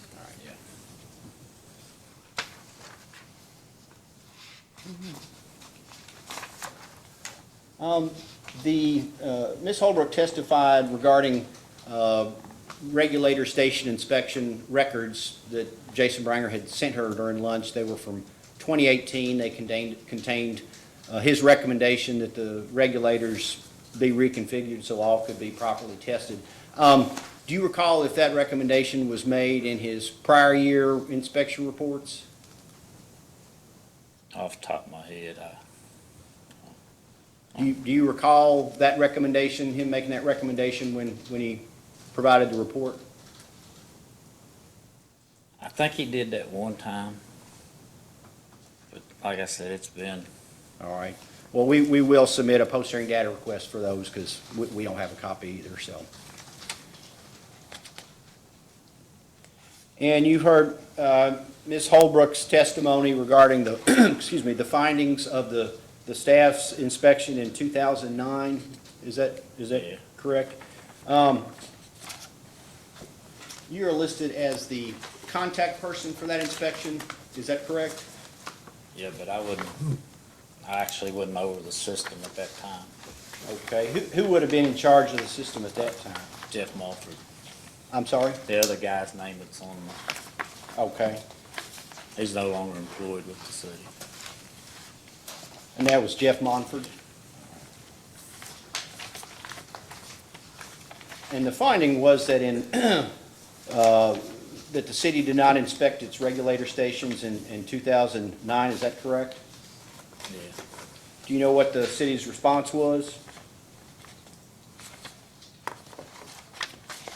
to that? Was it oversight?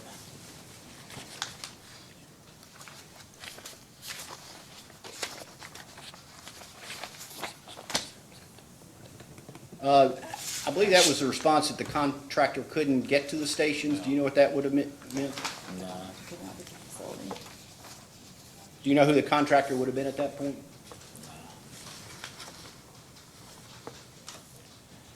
And are you familiar with the PSC staff's inspection of the City of Augusta's gas system in 2012? Were you, I was probably there, but so you don't have any present recollection of that? not that far back. Do you recall that commission staff cited the city for not inspecting its regulator stations in 2010 and 2011? Yeah, this. You do recall that? And the city's response to that inspection report says that you inspected and tested 4 relief regulators at the City Gate, Valley High, Dutch Ridge, and point of delivery at Columbia Gas. Do you have any recollection of that? Yeah, I guess I did it if I. Have you tested the regulator inspections as part of your job duties in the past? Yeah, just what we've been trained as far as in the. And I assume you were aware that because of the configuration, you couldn't test some of the lockup mechanisms? Is that correct? How old are these regulator stations? Has it been like that since your They've been on the same way since I've been here for 20 years. I mean, I'd say a lot of the stations has been there since the system was put in 55 or 56. Now, the city's response to the 2009 inspection report says that either a Rush or a Russell Bush conducted a regulator station inspection in 2009. Do you know who that could have been? The name sounds familiar. All right.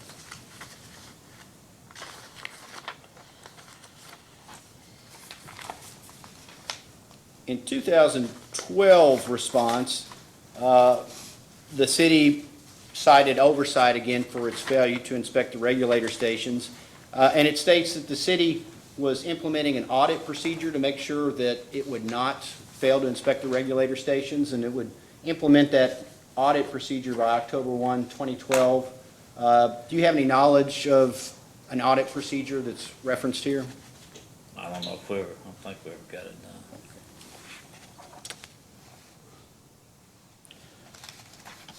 What is the city's process for setting rates for gas service?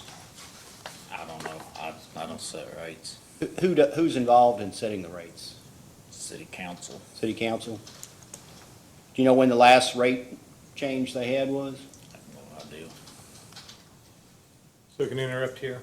So city council sets the rates, Yes, sir. but somebody has to prepare the information for city council to set the rates. So council members don't do it, right?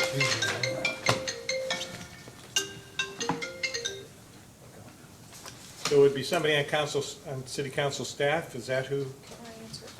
We have an ordinance that states that the mayor is in a position to adjust the rates as needed in order to maintain a certain level of money to be set aside beyond the cost. And who would help him understand where we were with our finances would be our city clerk, most likely. So any questions along those lines would be addressed to her? Right.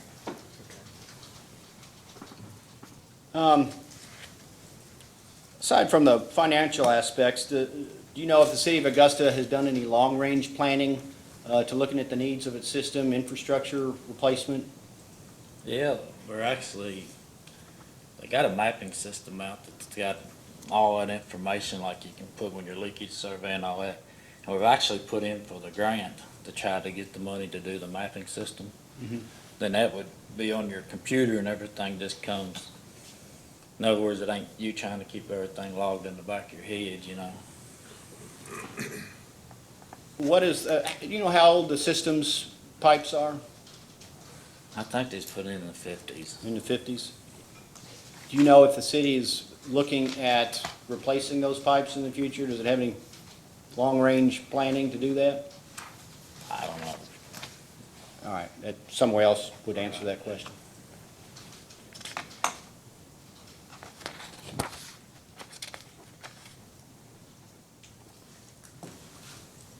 In response to discovery, the city did produced some audited financial statements, and I won't get into those, but we did notice that the salaries and wages for the city's gas operations decreased roughly 50% in between 2017 and 2018. Do you know why that would be? Was there any change in employment We had a level or couple employees quit, but. in so you're gonna have turnover? to answer that, yeah.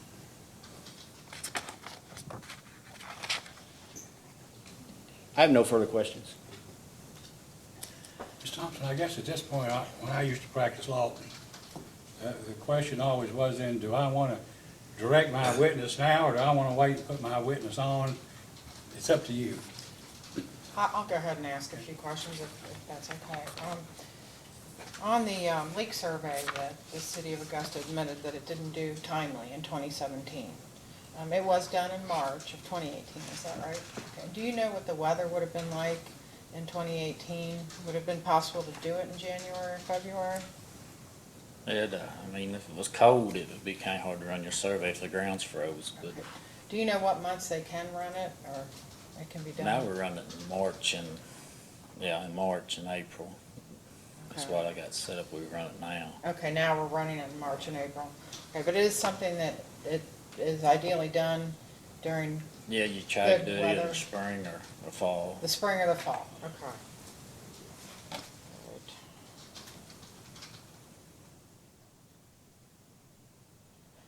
Well, I know there's been some testimony about the increased regulations and increased OQs and increased requirements for maintaining gas systems and maintaining record keeping. Do you feel confident now that if Mr. Paget continues to help you, that you'll be able to meet all these requirements? Yeah, Tim, because we meet every morning. You meet every morning about Yeah. what, okay. And just to clarify, you mentioned that you're over the utilities, but you're not really involved with the water production, is that correct? No, I'm just on distribution side of it. Right, you just have a distribution Distribution, yeah. license, right? Okay. So you don't really have that much responsibility with our water system, is that right? Not unless we just have leaks or something like that. Okay. All right. So mainly, would you say that most of your time now that you're mainly over utilities only and not parks and recreation and mowing, is mainly sewer and gas? Yeah. Okay. And you said you spent about 50% of your time on gas? Yeah, but like I said, that's getting ready to change because me and Mike last month met and we're just gonna put two of us that I don't have to worry about, just being another guy to handle. Okay, so you and another guy would be handling the gas? Yeah. And you would have Mr. Paget to help Right. too? Okay. All right. And, did you meet with the mayor earlier where he took you off of all the mowing duties and all the? Yeah. Okay, and when was that? Yeah, about a month ago. Okay.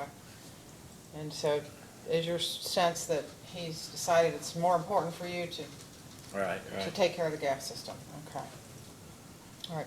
And do you feel like that you know our gas system Yeah, very well? I know the gas system. Yeah. Okay, and why is that? Why do you know it? Just experience and years of being there. Okay, so I know that that's not a substitute for regular inspections or for contracting out training and so forth, but do you feel like that you have a sense of what's going on with our gas system? Yeah. You understand that it's how I know important it is, right? Yeah. Okay.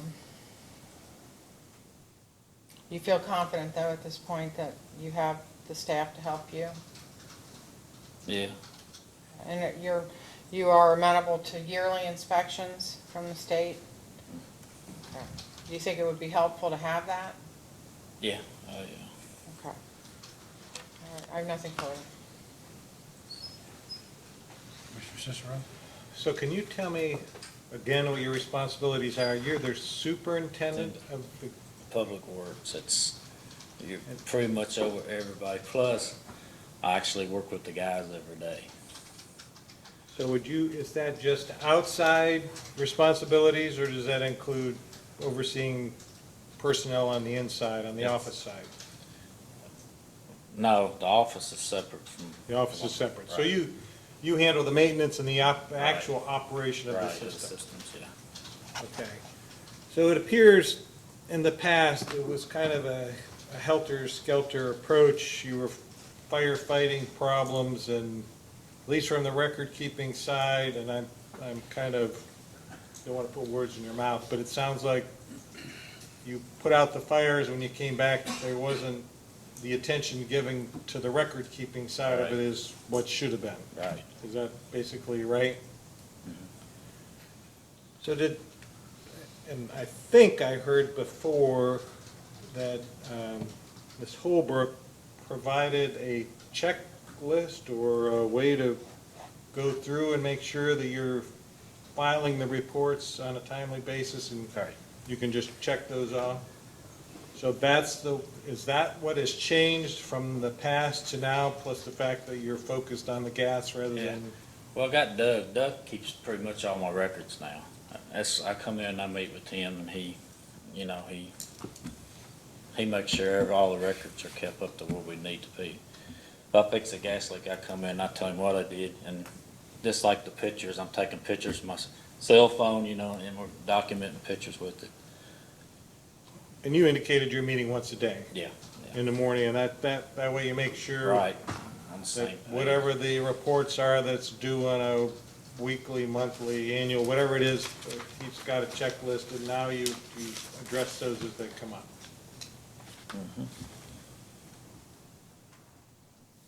And this is with the increased regulation and reporting requirements. It hasn't proven to be anything that can't be handled with a new system the way has been established. Would you give the mayor credit for focusing attention on the gas and making sure the duties are? Yeah, I give Mike credit, but Melissa over, and I don't want her, but that's the first time that we've had a meeting after the inspection with the mayor. I mean, the day she got done with the inspection, we all sat in that meeting, and she opened his eyes, because they don't understand how much is involved, with the persons. Because our mayors are part-time mayors, they're not full-time mayors. And that's when they decided, hey, Doug. And Doug was willing to take the responsibility to help us. Unfortunately, I think in the past we had part-time inspectors, but fortunately now I think the inspectors. But I like it. I like the pre-conference after inspections. Yes, well, I think you complimented a good inspector because I think she does a great job, so. Any rate, I don't have anything else, Mr. Chairman. Just a couple, Mr. Blevins. You've been Director of Public Works for approximately how long now since? Actually, the job title wasn't given to me till last year, probably. Well, what was your job title? Crew leader. Crew leader. All right. Did you do the same thing? I tried to keep it all going, yeah. I mean, you had the same duties, but the title changed. Just title change. Okay, so how long were you crew leader? 10 years, 12? Probably 10, I'd say, when you graduate. Well, I guess insofar as keeping up with the laws and regulations that are applicable to gas distribution systems, that basically falls on your shoulders. Is that correct? Yeah. Now, what kind of, are there training sessions or seminars that you go to, like that are put on by Kentucky Gas Association? This mayor here, he's letting me go to the Kentucky Gas Association. Yeah, well, Yeah. sometimes what I found out in my life is that mayors make a lot of difference. Right. And the reasons that the mayors now get all of the inspection reports and issues of problems are because, and sometimes in the past, we found mayors said, well, we didn't know, nobody told us. And we'd have, sometimes people would say, in your capacity, well, I wanted to do this, but the mayor wouldn't let me. He didn't want to pay for it. Have you had any experience with the current mayor of suggesting that the changes be made or equipment be obtained and been told that you couldn't do it or that it was too expensive? Nah, he's been on board with me. It's just like that line I told him I needed to do something with it and do it now, and he told me to make arrangements, and I had him in there the following Monday to do it. Well, in the past, I know the issue about the configuration of the regulators, and I know you were working there then. Do you know if the previous mayor or mayors were ever made aware of those problems? I'd say they was, yeah. As far as you know, had there been any attempt to make any And- changes to correct the problem? And like I said, a lot of it is part-time mayor, you know, I might see him and say, well, we need to do this, and then they just, Oh, I understand, And- believe me, I understand. and one of the things that she got on me for is, and Division Water does the same thing, I don't document enough. Like if I go to Mike and say, Mike, I need this, I don't write it down, you know, hey, I requested for this. And that's something that I, myself, has got to get into doing, that's so I can say, you know, I asked for this, and he says, oh, you didn't ask me that, I can say, here, I got it in writing, I did. I asked Well, you. you point out the problem exactly as it exists, and that is that there are two issues. One, you have to do something like take odorant tests periodically, or do something else periodically. And there's another regulation that says you have to keep a record. Right. And if you don't have a record, you got two problems. One, you don't have a record, and number two, you can't prove you actually did it. Right. And the truth is, nobody's gonna take your word for it. You know, if it isn't, not against you, but the old saying is, if it isn't written down, it isn't done, right? If it's not recorded. And you can't do anything about it, you just have to say, well, it wasn't recorded, so I can't prove it other than my word, and no regulator is usually gonna accept that. Our new odorator is, it logs it itself. Then I go in, I in 12 months period, I can go in and pull it out. So there's actually, all you gotta do is just go take it. And We're working the right way, I'm just trying to. No, I understand. No, I understand. I understand. I mean, I'm from a small town myself, so I understand how things go. The problem of it is that, you know, the more society advances, the less whoever they are up there are gonna let us, get away with not, with, you know, Right. be operating the way we used to. That's all. You just need to keep records. Even when you say, well, I know what I did. It's like people say, we put this line into effect. We buried this line, and you know where it is.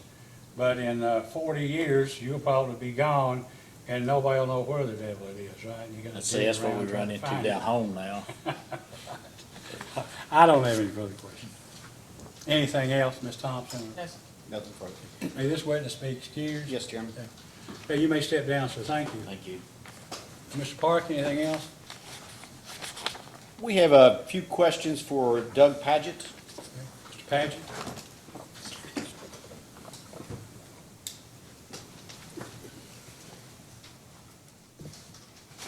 Please raise your right hand. Do you solemnly swear or affirm under penalty of perjury that the testimony you're about to give will be the truth, the whole truth, and nothing but the truth? I will. Thank you. Mr. Park? Yes, good afternoon, Mr. Paget. Could you please state your full name, employment, and business address for the record? Doug Paget, Operations Manager, City of Augusta, Augusta, Kentucky. And how long have you been employed as operation manager for the city of Augusta? Operation Manager occurred, I believe, in 2016, August the 16th. Prior to that? Prior to that, I began my work in Augusta in 2008 as part-time tourism director, and but I had retired from a government job and was seeking part-time, so I've been there since 2008. Okay. And what are your current duties and responsibilities as operation manager? One of the first responsibility is over the water treatment plant. Then I also aid the city departments in anything they need done as far as paperwork goes, grant writings, technical support, IT work, just whatever they require of me.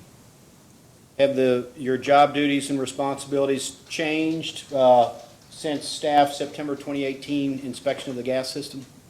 A little. I have been a fully OQ'd operator for the gas system since 2016 or so. So you do work out in the field as well as the? Not very often, but I do keep the qualifications up. Okay. As far as your record-keeping responsibilities, has that changed in the last 2 or 3 years? Yes, yes, it has. And how has that changed? Matter of fact, I maintain most of the records over at my office at the water treatment plant. And like Darren said, we meet every morning and I make notations. If I need to add to the work order that's been completed, we'll fill it out on the computer while we're both sitting there. So make sure we get everything right that was done in the field. And that's done on a daily basis with Yes. respect to what was done the prior day and any records that Yes. need to be made? Mhm.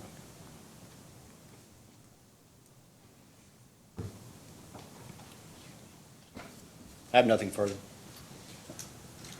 Mr. Cicero, I have, Ms. Thompson? Yes. It sounds like that, Mr. Podges, that you do a lot of things for the city. If I'm capable of doing it, I'll try. Okay. Can you give us a little bit of background prior to you working for the city of Augusta as to what you did for your Prior to job? working with City of Augusta, I was employed by Buffalo Trace Area Development District as an economic development director. In my capacity there, I worked mostly in utilities, water and sewer, grant writing, grant administration, seeing the project through. And the IT skills just sort of came with it as the more I worked. Don't have any formal training on it, but we do that. And then, like I said, any reports, grants that need to be written, whatever the mayor, whatever he asks from me, if I can do it, I will. If not, I'll tell him I'm not qualified to undertake that. Okay. So would you say that you're able to work in the field, but also do paperwork and keep up with the record keeping? Yes, I could do both. Currently, I don't do much field work, but there's been some years in the past where Darren needs some help, and I changed my shoes and went out to the field. Okay. All right. And what was your education? I've got a Bachelor of Science from West Kentucky University in ag business.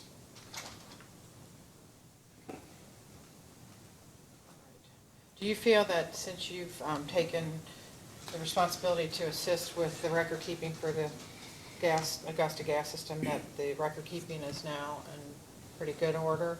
We feel pretty confident about it. I mean, as many the regulations are, I mean, we're not gonna say we're gonna be perfect in the future, but from what we know, yeah, and we're trying to take a more active stance about going to more conferences, more training sessions, to help us update on the new regulations, or some old regulations that's being pushed to the top.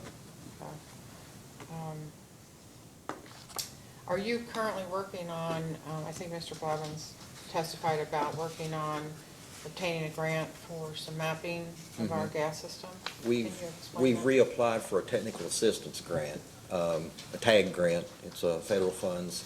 The second year we applied for it, what it would do is enable us to map our system. It would include computers, computer software, GPS equipment, and we would create forms on that system that would be in the field. It'd be either like a tablet or a laptop where the guys are out there, if it's a tablet, they can take pictures with it, and then the GPS, they can just point it and it would tell them exactly where they are, and then some of the reports would be generated that way as they do them in the field, if we get funded for that or find some other funding source. And it may be obvious, but would that be helpful Oh, to you? yes. Okay. Yes, we would know, I mean, and like the chairman said earlier, I mean, the people that put these systems in, they're dying out. I mean, just the age, I mean, a lot of this stuff is in people's heads, and we don't get them mapped and documented.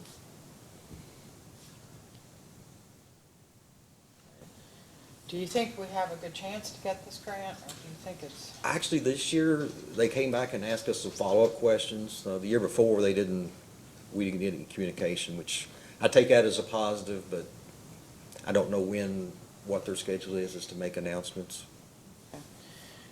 And are there other expenses or projects that you would like to do with the gas system that you think are needed at this time? Yeah, we would like to do some extensions to areas that are not currently served. Is there one such extension in the works? There's one extension that we are working on. Yes, it's a little over a mile, I think. We may pick up, hopefully maybe 8 customers or so. Are there any upgrades to the existing system other than the mapping that you're aware of that we Not at this need? time. I mean, our monitoring for the corrosion and the pipe to soil, they help us determine how the steel pipe is that's in the ground. And just to get back to the inspection and one of the listed items, is that something that the meter readers check when they go around and read meters? Do they check There's a the form pipes that as well? that they're supposed to fill out I think they gotta do it every quarter. It's called patrolling for atmospheric corrosion. But the same people that operate the gas system are the ones that read the meters, the gas meters monthly. So they pretty well know if, they can sense something pretty quick if they smell gas, because they're beside the meter every month doing the readings.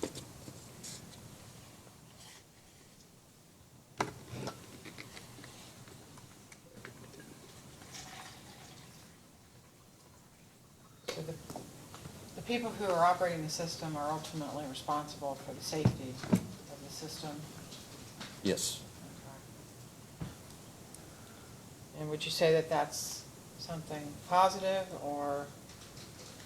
I'm not sure if I'm understanding. Well, by being out in the field, do you Yeah. become familiar with the system? Oh, yes. I mean, they know where, every household meter, they know where it's located, because they actually have to go. We have none of the fancy automated readers or anything. They actually have a notebook and write numbers down.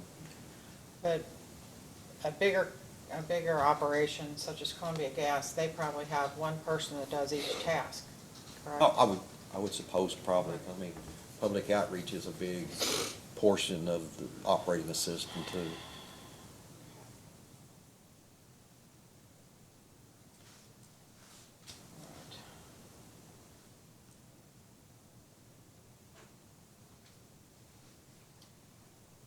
Is there anything that you think that Augusta would benefit from with assistance from the Public Service Commission and with the inspections at this point? Or do you feel like that you're Oh, man. in a good I position mean, now to? of course, inspection keeps you on your toes. I mean, but it does help if something that's been overlooked that we may think is a mundane task and not important, but they come in and.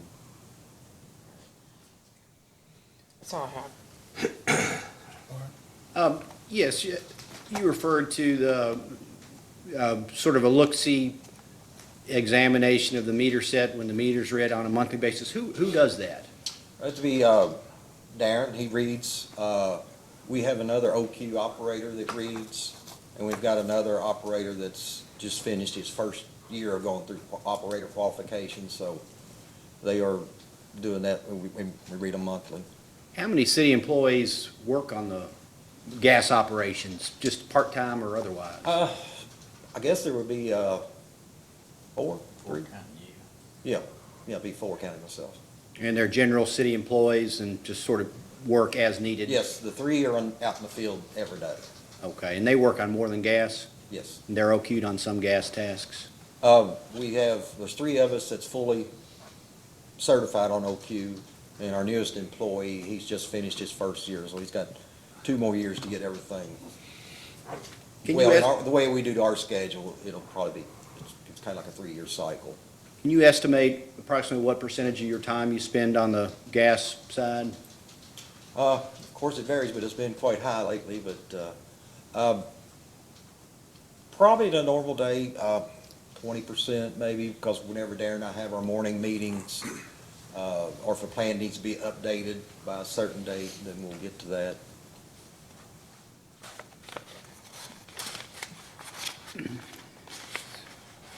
In addition to you and Mr. Blevins, who are the other city employees that work on the gas side? Be Derek Bach and Troy Archibald. Yes. And is their time spread out among the various city departments, or do you know how much time they spend on the gas? Does that vary? It varies. It varies with them. It's what task needs to be taken care of that day. I mean, they do a lot of the mowing, or if something needs to be done in the street or a park. If we got a water line leak or something like that, they'll need to. You mentioned a new employee. Do you know if he's going to be devoting most of his time to the gas side, or? Based on what the mayor and Darren have talked about, that, yeah, Mr. Bach will probably be spending more time, he'll be more available to Darren on the gas system. But not formally assigned full-time to the gas? I don't believe the mayor had that intention. Okay. I have no further questions. I had one follow-up question, just to Go clarify. ahead, then we may ask one. Oh, I'm I'll sorry. have another shot, but Commissioner Cicero, you want to? The city has both the water and the gas in addition to the sewer, but the 2 meters that they would be reading would be water and gas. That's correct. And I'm just curious, does the same meter reader process those meters at the same, when they go to read a meter at a house, do they do them both at the same time? Yes. Okay, that's all I'm a curiosity question. I have just a couple. You know, do you have a tickler system or something on a computer that would let you know, like, the tasks that are required periodically? Something that would alert, the city or city employees, we need to do this. Our report is due to PHMSA on March 15th.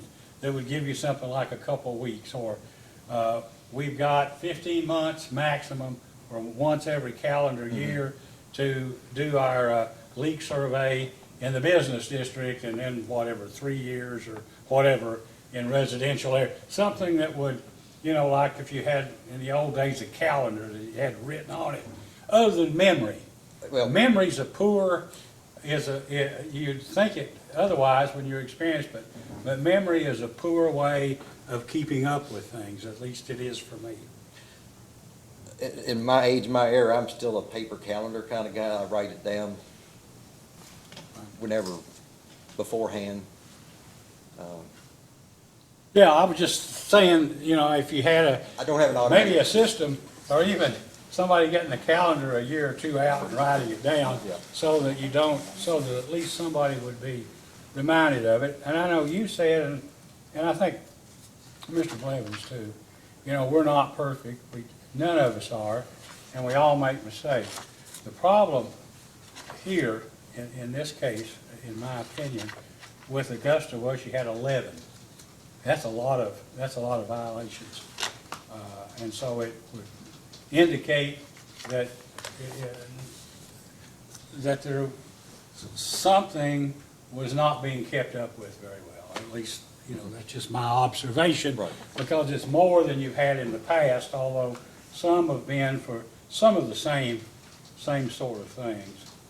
And there's, it's nice to have a pretty town and have the weeds mowed, but when somebody dies of inhalation of natural gas, or if there's an explosion, those, you never get another chance. That's too late. One other thing too, that I think Ms. Thompson would know, but I want to point out is that sometimes in these cases they say, well, we're a small town, and we have, a few customers, and we can't afford, the equipment, or it's hard for us to keep up. And, but I think you ought to know, there's a national standard of care. And New York City, Los Angeles, San Francisco, Lexington, Louisville are held to the same standard you are. You're held to the same standard they are. And if you can't keep the system up, you need to sell it to somebody who can. But as long as you can operate it, and you have the ability to raise the rates enough, although I know people don't like it, but they don't like it when there's a gas line explosion and somebody's killed either. So, you know, there is a balance, and if people understand their system needs to be maintained, you know, I know there's some people who don't want to pay another nickel no matter what, but you gotta do it, or, you know, insulate yourself by letting somebody else. Any thoughts you have at Well, I all mean- on that?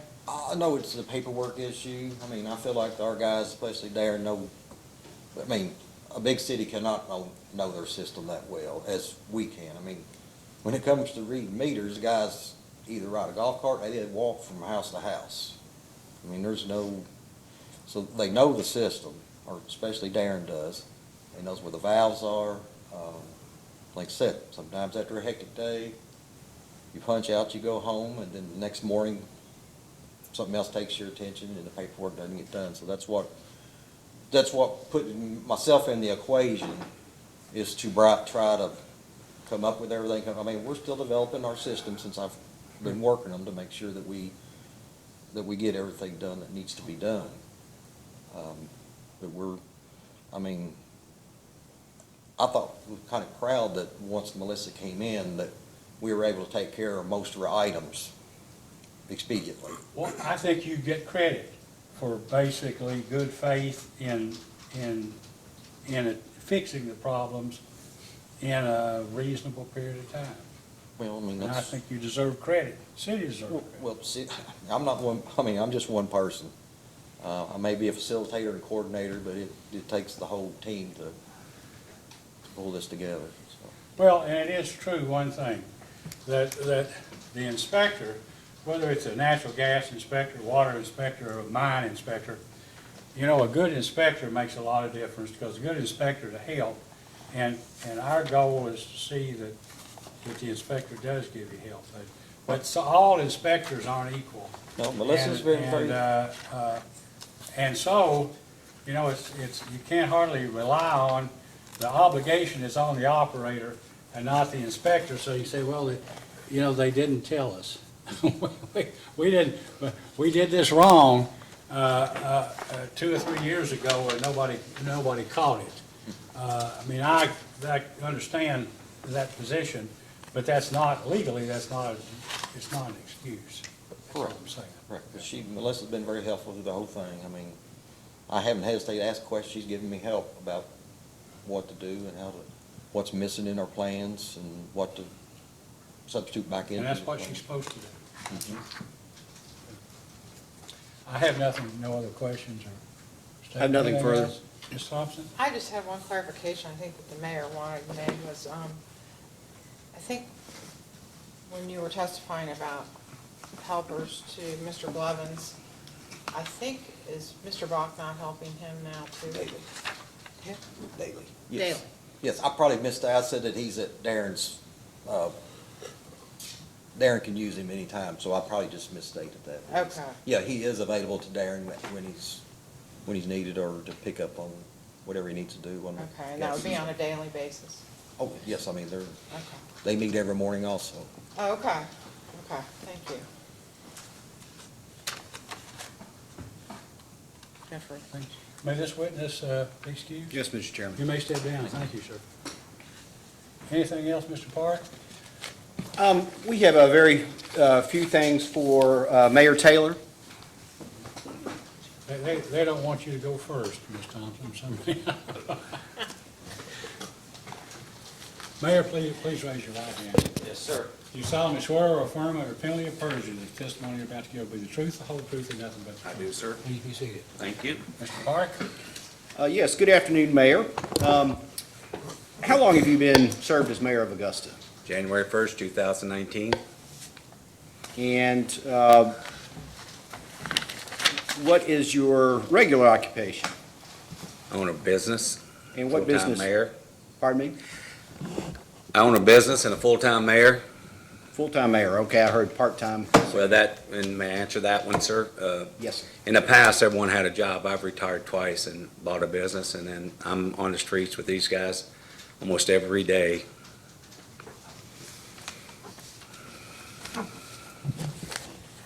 So to clarify, it's supposed to be a part-time job and you've made it a full-time job. Yes, sir, that'd be In true. case there was a question. I'm with them every day. Are you still on a part-time salary? I think I pay the city to work. Yes, sir, I am. When you ran for mayor last year, was it a contested election, or? Yes, Did you defeat an incumbent or another five challenger? of them. There was 5 of us. 5 of us? Yes, sir. Was utility service an issue at all in the election? Not really, because to answer a lot of these questions, I didn't know anything about 15, or 16, 17, 18th, and I didn't find out about this, to be honest, if I didn't answer it. I met Miss Holbrook, I think it was February the 1st, she came to town. I met with her, the city of Augusta met, Brooksville met of Brockton County, and Carlisle of Nicholas, I think it was. She did a wonderful job. We met for an hour and a half, and when she left, I assumed that everything was perfect, okay, the way I took it in the city. Well, 6 weeks in, I get a letter saying we was being fined so many dollars.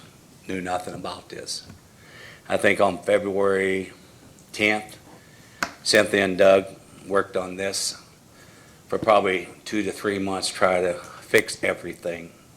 At that time, that's when I made some changes with Darren. Darren's job is, if Melissa comes to town, he won't be pulled in 7 different directions. His job is to stay with whoever comes and everything. Since then, I've moved one guy over the other crew who does mowing, water. Darren's main job is still in charge, but his main function, number 1, is the gas line. The other boys can fix broken water pipes unless it's something really bad, I have to pull them off, but his main goal is the gas this year so far. And I realize you have not been in office long, but can you explain the city's process for setting rates for gas service? I haven't looked at that yet, right now where we're at. If we have to, we can. They made a deal as council. I can raise that on my own. And when was that, excuse me, when was that ordinance enacted? When was the mayor given that authority? When I got in office, I was explained that people want to lower it, and I said, we can't lower it. I can't answer when that came into effect, sir. What is the level, or the pre-authorized level of rate adjustment you can make? If I understood you to say correctly, when you came into office, they talked about lowering, Some people had asked to lower the gas to rates. lower the rate, I see. And I said, we could never do that. Once you lower it, it's hard to go back up. Are you a customer of the gas system as well? About 4 or 5, yes, I am. Based upon your experience, has there been a fluctuation in the rate for gas service? No, sir. Do you know when the last rate adjustment was? I'd have to ask the city clerk. I can't answer that. Now, the cost to the city of purchasing gas from its supplier fluctuates, Yes. correct? Does the city try to pass those changes in the cost of the gas product on to its customers, either charging less or charging more? Yes, to my knowledge. And that's a component of the gas rate Yes, sir. plus a monthly charge? Yes, sir.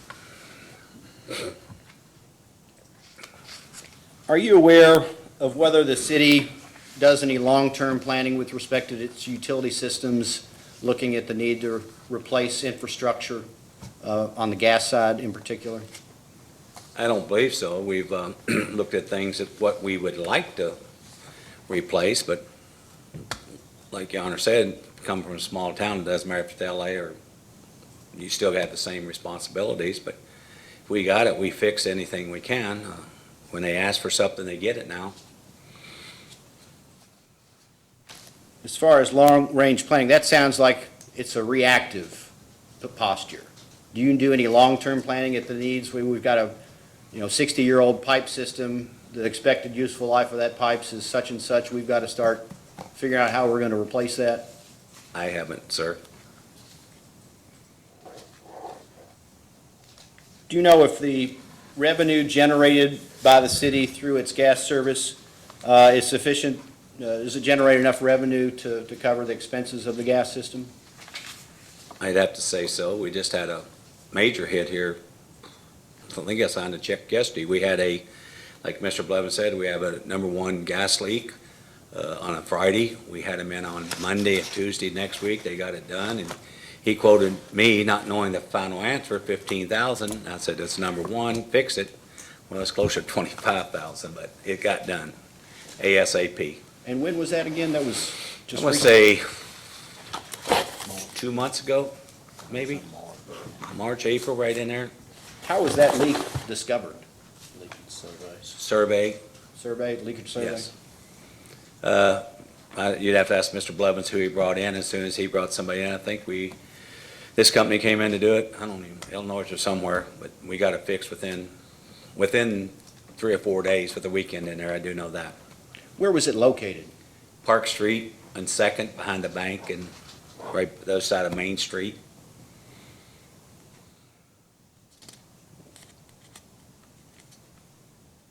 And are you familiar with the manner in which the city keeps its financial books?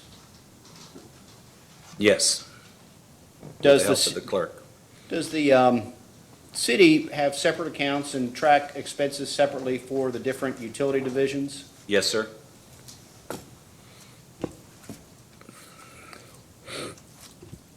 How are expenses for shared resources allocated? For example, if an employee works on all of the utility divisions and also goes out and mows grass, how do you all determine how much of that expense is assigned to the various utility divisions? That'd be an answer for the city clerk, please.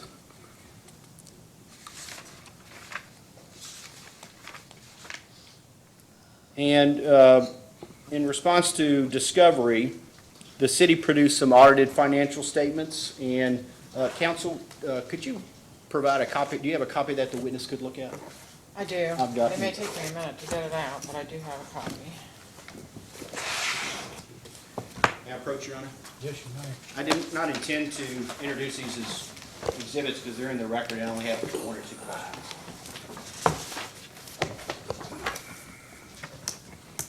I've got copies right here. Okay. These are discovery responses followed by the city.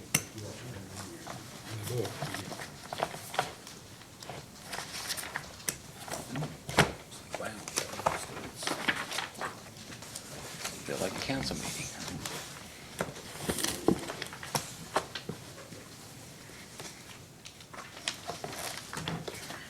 I just had a couple of questions from these, and first I've got a question about audited financial statement, and on page 8 of each of those statements, I think it's for fiscal year 2016, 2017, and 2018, there's a section at the beginning for management discussion and analysis, and if you will turn to page 8 of that, Which year was it? well, we'll start with 2016.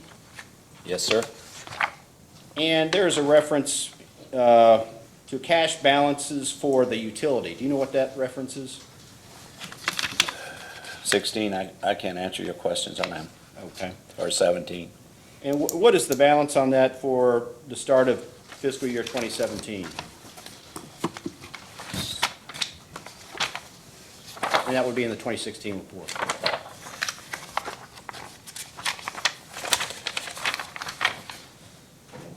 Which one you looking at, sir? I'm sorry. Sure, it's the report for fiscal year 2016, page 8 of the beginning section. What line we on, sir? It's at the very top of the page,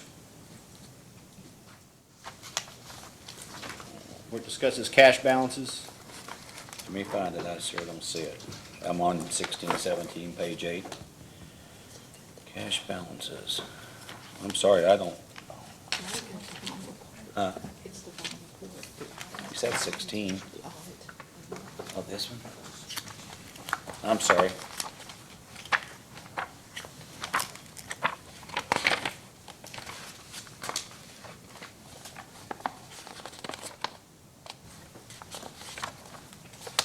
Somewhere's page 8. The budgetary implications, sir? It's page 8 of the first section, management's discussion and analysis.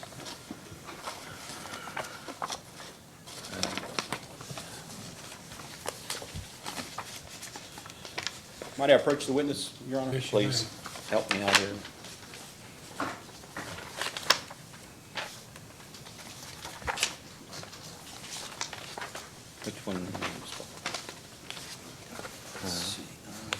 page 8, when you get,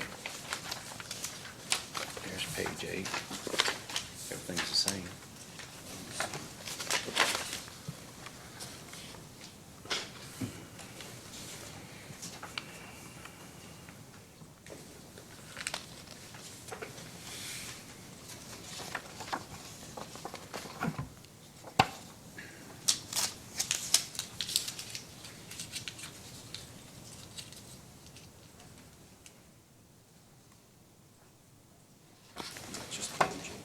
So I said, this is the right one I had. Just read that. I'm sorry. Yeah, I didn't win for sure.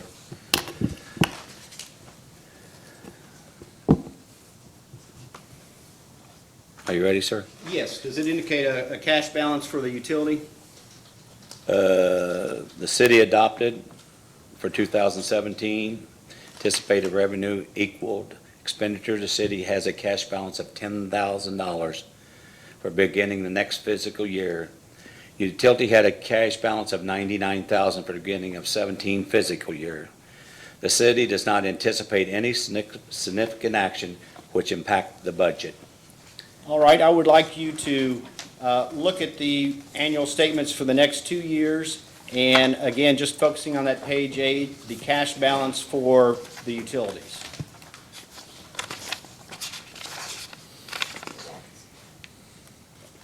So first, the annual statements for fiscal year 2017 list cash balance for the utilities for fiscal year 2018. And if you could please. Okay. You want the city one on 17 you said first? Yes. Okay. The city adopted a budget of 2018, which is anticipated revenues equal to expenditures. The city has a cash balance of $60,000 for the beginning of the next fiscal year. The utility had a cash balance of $289,000 for the beginning of for 2018 fiscal year. The city does not anticipate any significant actions which would impact the budget. All right, finally, if you could turn to the third annual statements for fiscal year 2018. And again, I'm looking for what the cash balance in the utility account is. Okay? The city had a cash balance of $46,000 for the beginning next fiscal year. The utility had a cash balance of $462,000 for the beginning of 2019 fiscal year. The city does not anticipate any significant action which impact the budget.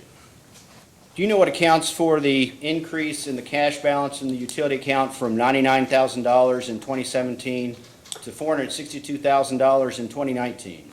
That'd be an answer for a city clerk, sir, honestly.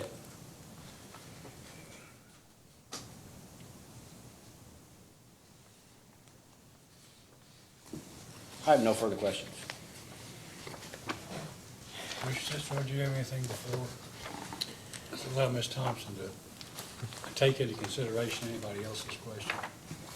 On page 45 of those documents that Mr. Parks just handed you for fiscal year 18, the accounts report indicated that during, and I'll read it, however, during my audit, I became aware of a few matters that are opportunities for strengthening internal controls and operating efficiency.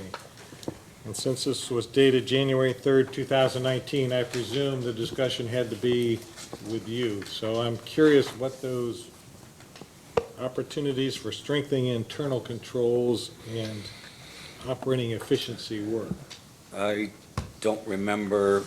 I remember having the conversation with Gretchen, being 3 days in, trying to learn a lot. That may be a question for city clerk, sir, to be honest.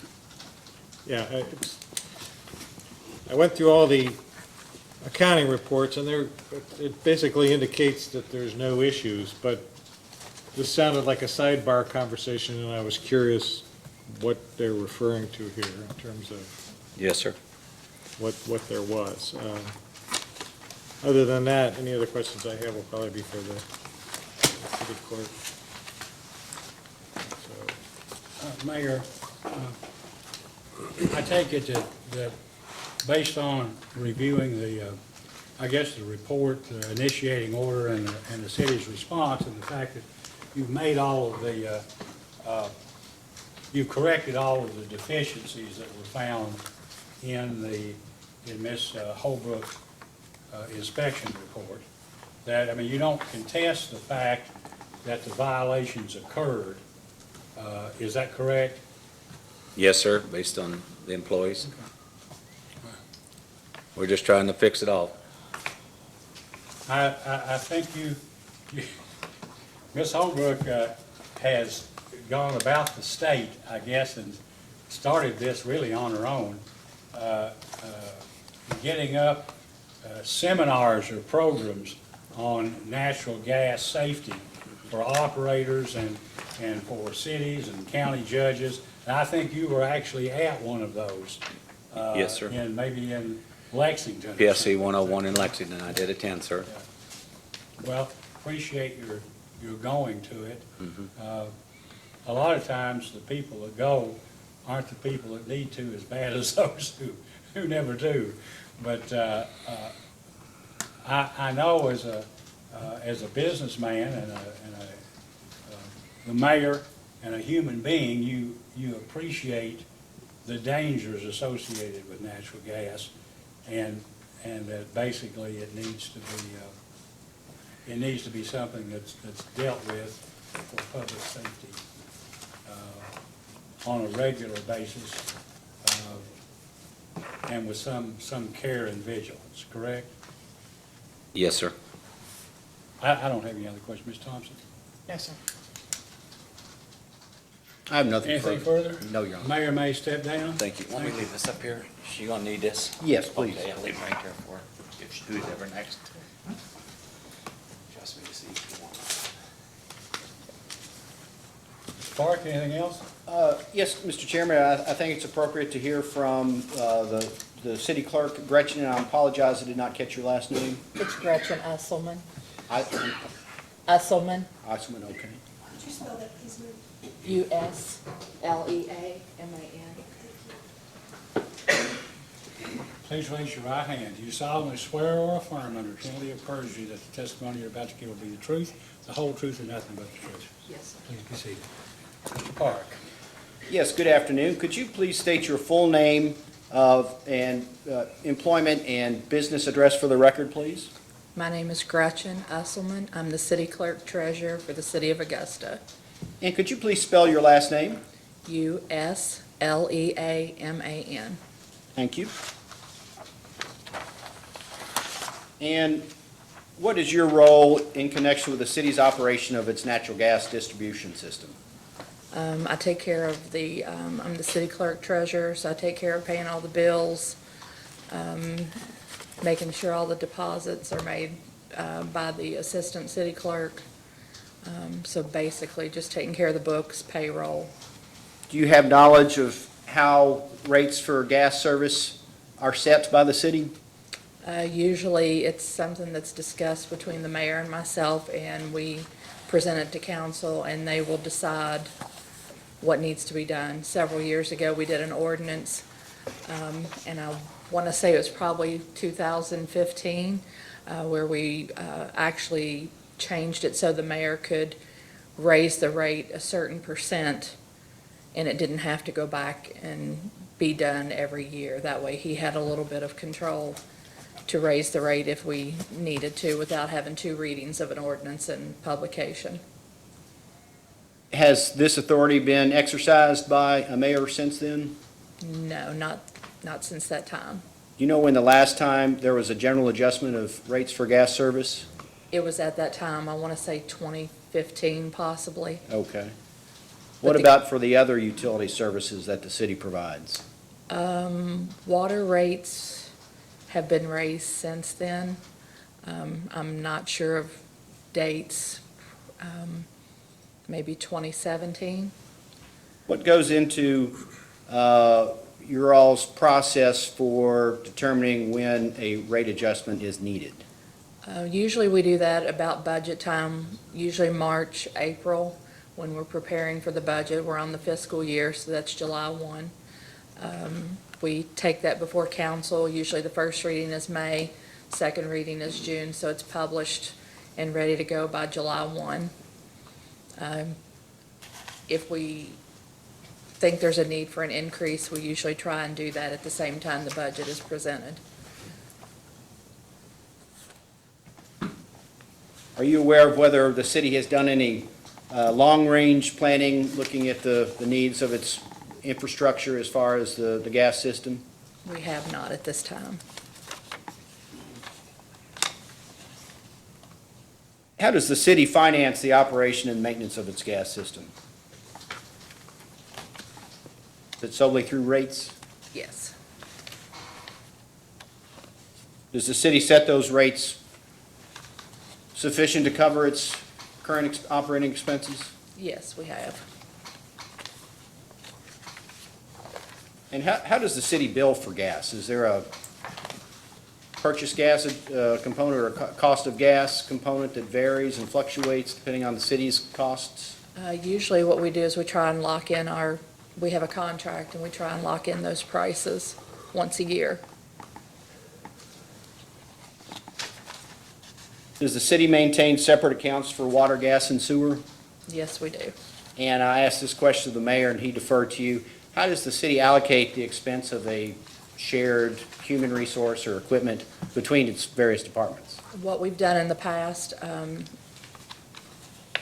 we try and go by the different accounts that they would be allocated to. So we have the general fund, which covers the mowing and streets, parks, that kind of thing. We have the water distribution, the sewer, and we have the gas utility.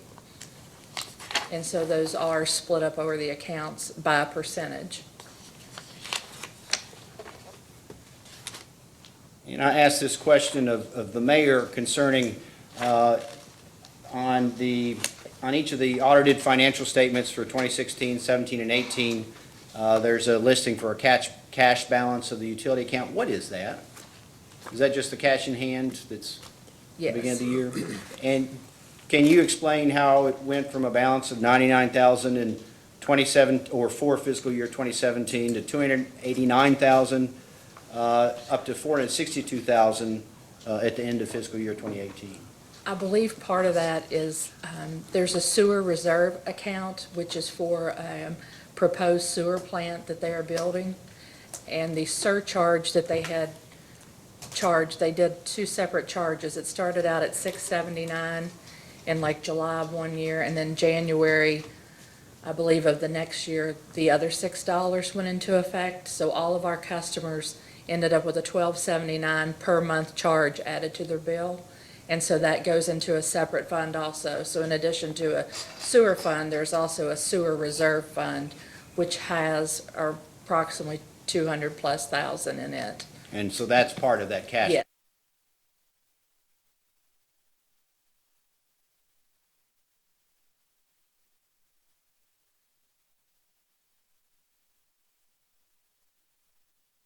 Wages for the city's gas operations decreased roughly 50% between fiscal year 2017 and 2018. Can you explain the reason for that magnitude of that decrease? We actually lost 2 employees at that time, 2 separate times. We finally got the 3rd employee about a year ago.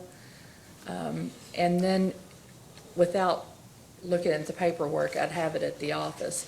It could be also that we changed how we were budgeting salaries. So, at one time, we may have been budgeting more for salaries in the gas fund than the next year. Has there been any consideration of adjusting the rates to cover the increased expenses associated with compliance efforts as well as the leak repair that the mayor referred to? Is that going to put a strain on the budget such that you all are going to have to go back and look at rates? Possibly. And I do want to say one thing about the sewer reserve money. That money is not actually city funds. It's actually for the Augusta Regional Sewer Authority. So the city doesn't have access technically to that money. It's, okay. Allocated.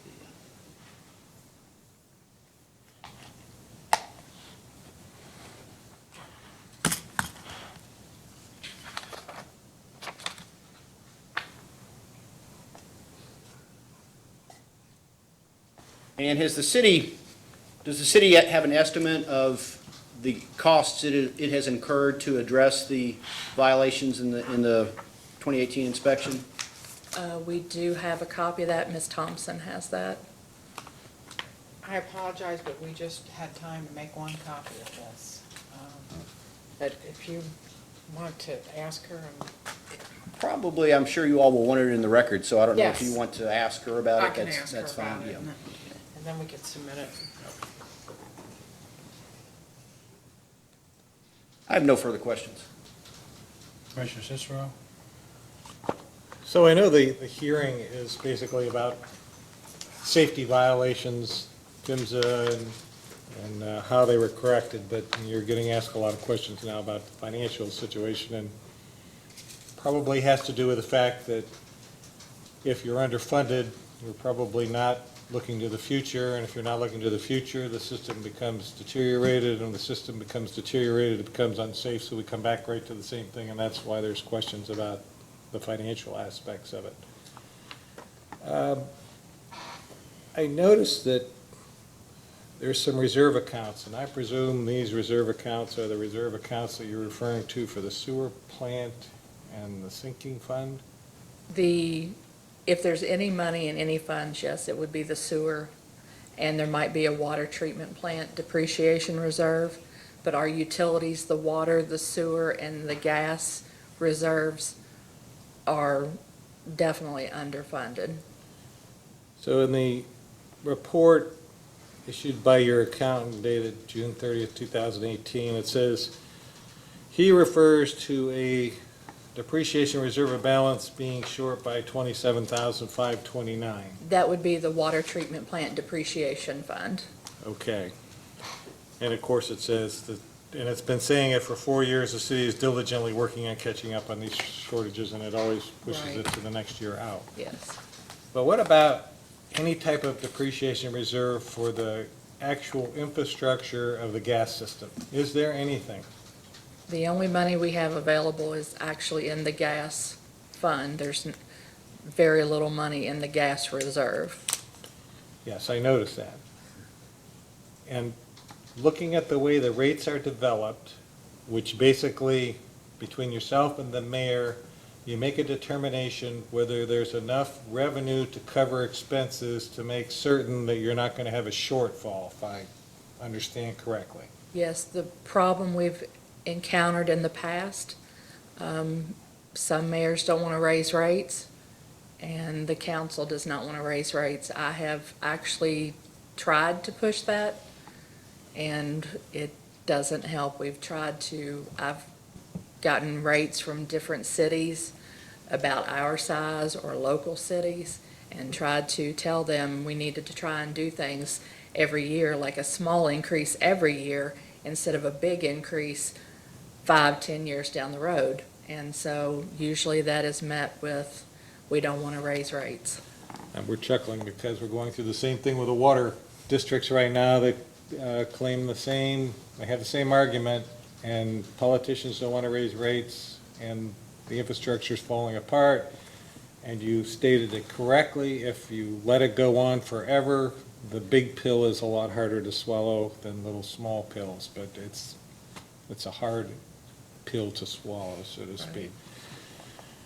I did notice that you operate in the black, but your utility system is set up on a 40-year depreciation cycle, which, from the commission's perspective, you're being very generous with your depreciation, which means that the positive balance that you're generating, including your depreciation, and you're even taking a very generous depreciation, is that you're going to be caught up with here sooner or later with not having enough money. You're depreciating out the system, but you're not putting any money into a reserve. Correct. So your gas system, I'm not sure how old the system is, but It's from the 50s. yes, so 60, 70 years now. You would probably actually be at the life of a typical gas system at 70 years. And there's no money to be put in there. And I mean, I strongly suggest that the mayor and the city council look at the fact that with no money in a reserve account for repairs, eventually it will come out of operating. And looking at the rest of the books, I don't think the city operates pretty much on what the budget is. The expenditures are usually a little bit below it, which is always good that they're not a little bit above it, but there's not any funds that are being generated for the repairs in the future, and it will, the city clerk is very correct, it will be an issue because any type of a major repairs will be very painful if there's nothing set aside. I don't have any other. It's on, excuse me, sir, it's on city council's deal tomorrow night. They just don't What know was what's that coming up. The reserves, And what about them? it will be brought up tomorrow night in council meeting, Well, along thank with you. some other I stuff. think that would be, It's on the for the paper. benefit of Everything. your Appreciate city, you. I think it would be good for the citizens to start. As she explained, it's better in short steps than it is for one big pill to be swallowed. Thank you. We see rate shock here all the time where, and there are water districts in the state where it's unbelievable how they've deteriorated, and then the people can't afford to pay to fix it. And even if you could go to someplace, rural development or Kentucky infrastructure and get the money, it takes longer than you think. And so we've got some that are 18 months out when they've been approved to actually get the funding. And in the meantime, they can't drink the water that they, or, sometimes have it, sometimes don't. I have no questions, Ms. Okay. Thompson. I do have a few.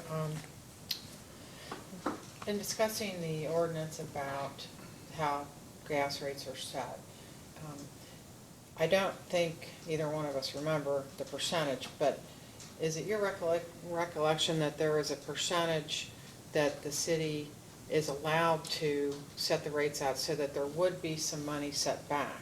Yes. Okay.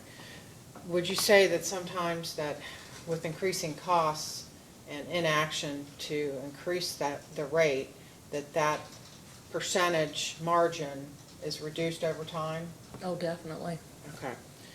And your recommendation has been that needs to be looked at and the costs need to be considered and updated on probably at least a yearly basis? Yes, at budget time. Okay. What I'd like to do now, if I might approach the witness, is hand her some receipts that represent expenditures in excess of $150 incurred by the Augusta gas system since the inspections. And then I'd like to ask her about these and we'll Ms. Thompson, is that the same exhibit that you passed out when we No, sir. started, or is that This you is want to different. make that first one an exhibit in the I record? would like to, but this is our only copy. Now, we can duplicate Here- this. Here's what we can do. Okay. Is you can use, and before we leave, or even we adjourn, we can have one of our staff go make copies and Okay. bring that back and get one in the record. Yes, sir. Then I would like to, once I asked her about this, I'd like to introduce this. And I'll maintain the cover sheet with the list so I can get this into the record. Okay. All right. I think what you have is a pile of receipts there and work orders and purchase orders and payment information about some charges that have been incurred and paid since August 2nd, 2018, I think is when they begin. On August 2nd, 2018, do you have a receipt there for the Kentucky Gas Association? Yes. Okay, what was that amount? $378.30 for annual dues. Okay. And next in your pile, dated September 5th, 2018, there is a bill from Utility Safety and Design, Inc. Yes, $2,634.08 for regulator testing. Okay. And then October 4th, 2018, again, Utility Safety, no, this is a Utility Sales and Service, Inc. Yes, that's for fittings, and it was $802.28. Okay. And then October 25th, 2018, Heath Consultants, Inc. That was for the new odor tester, and it was $4,832.55. Okay.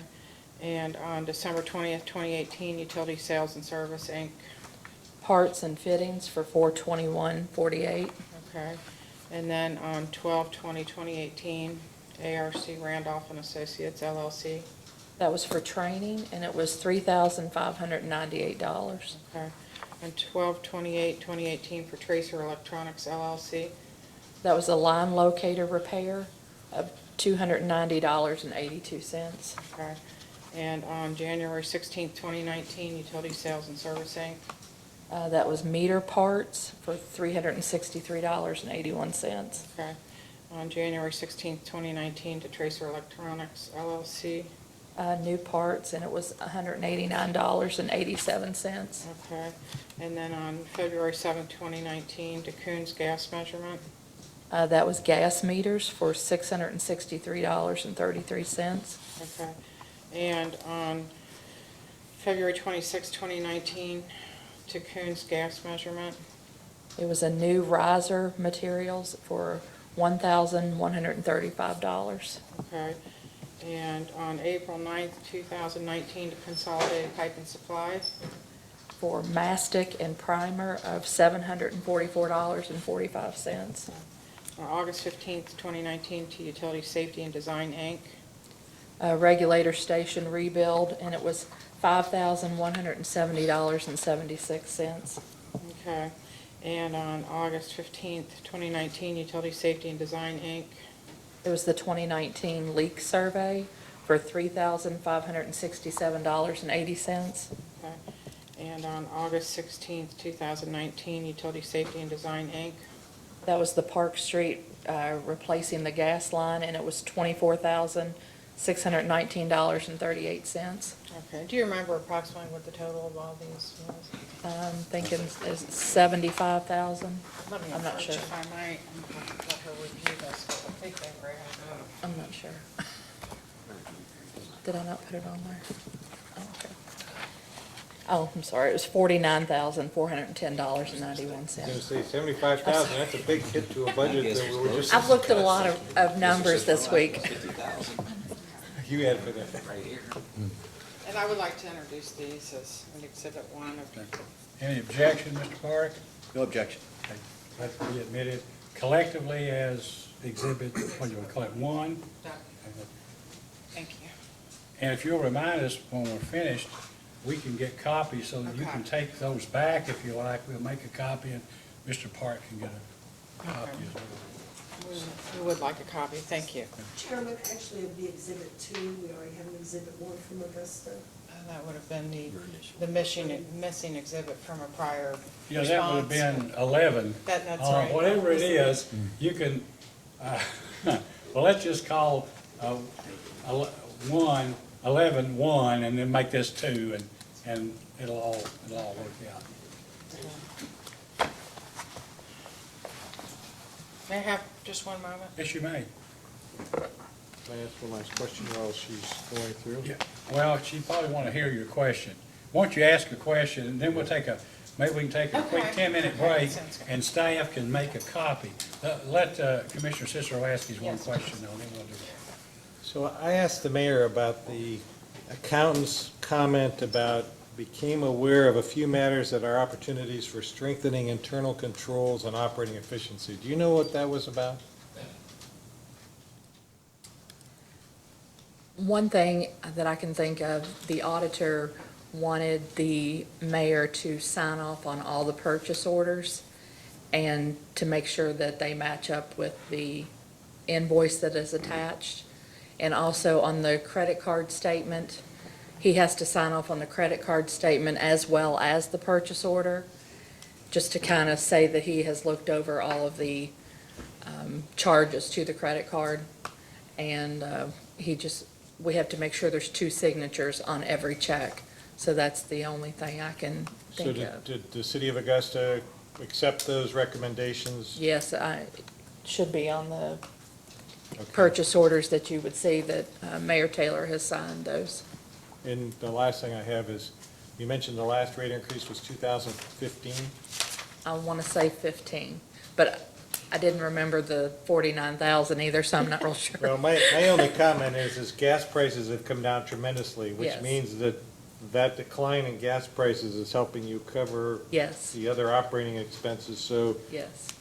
if gas prices should start to increase, which it doesn't look like it will, but should it impact the expense side of the formula, you could have additional problems. But that's my last comment.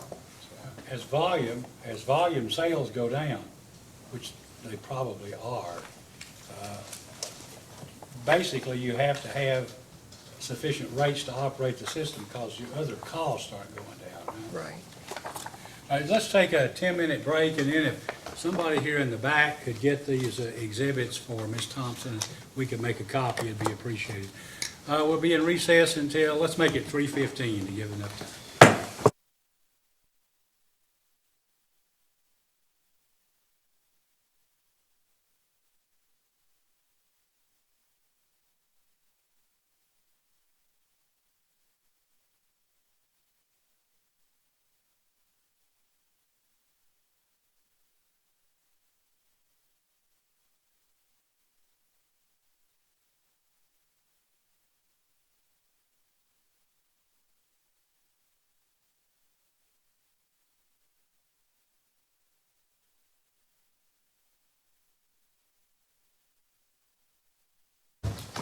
We're now back on the record. Ms. Thompson, I think you had more questions, is that correct, of your I witness? did, just a few. Ma'am, if you take the stand, you remain under oath.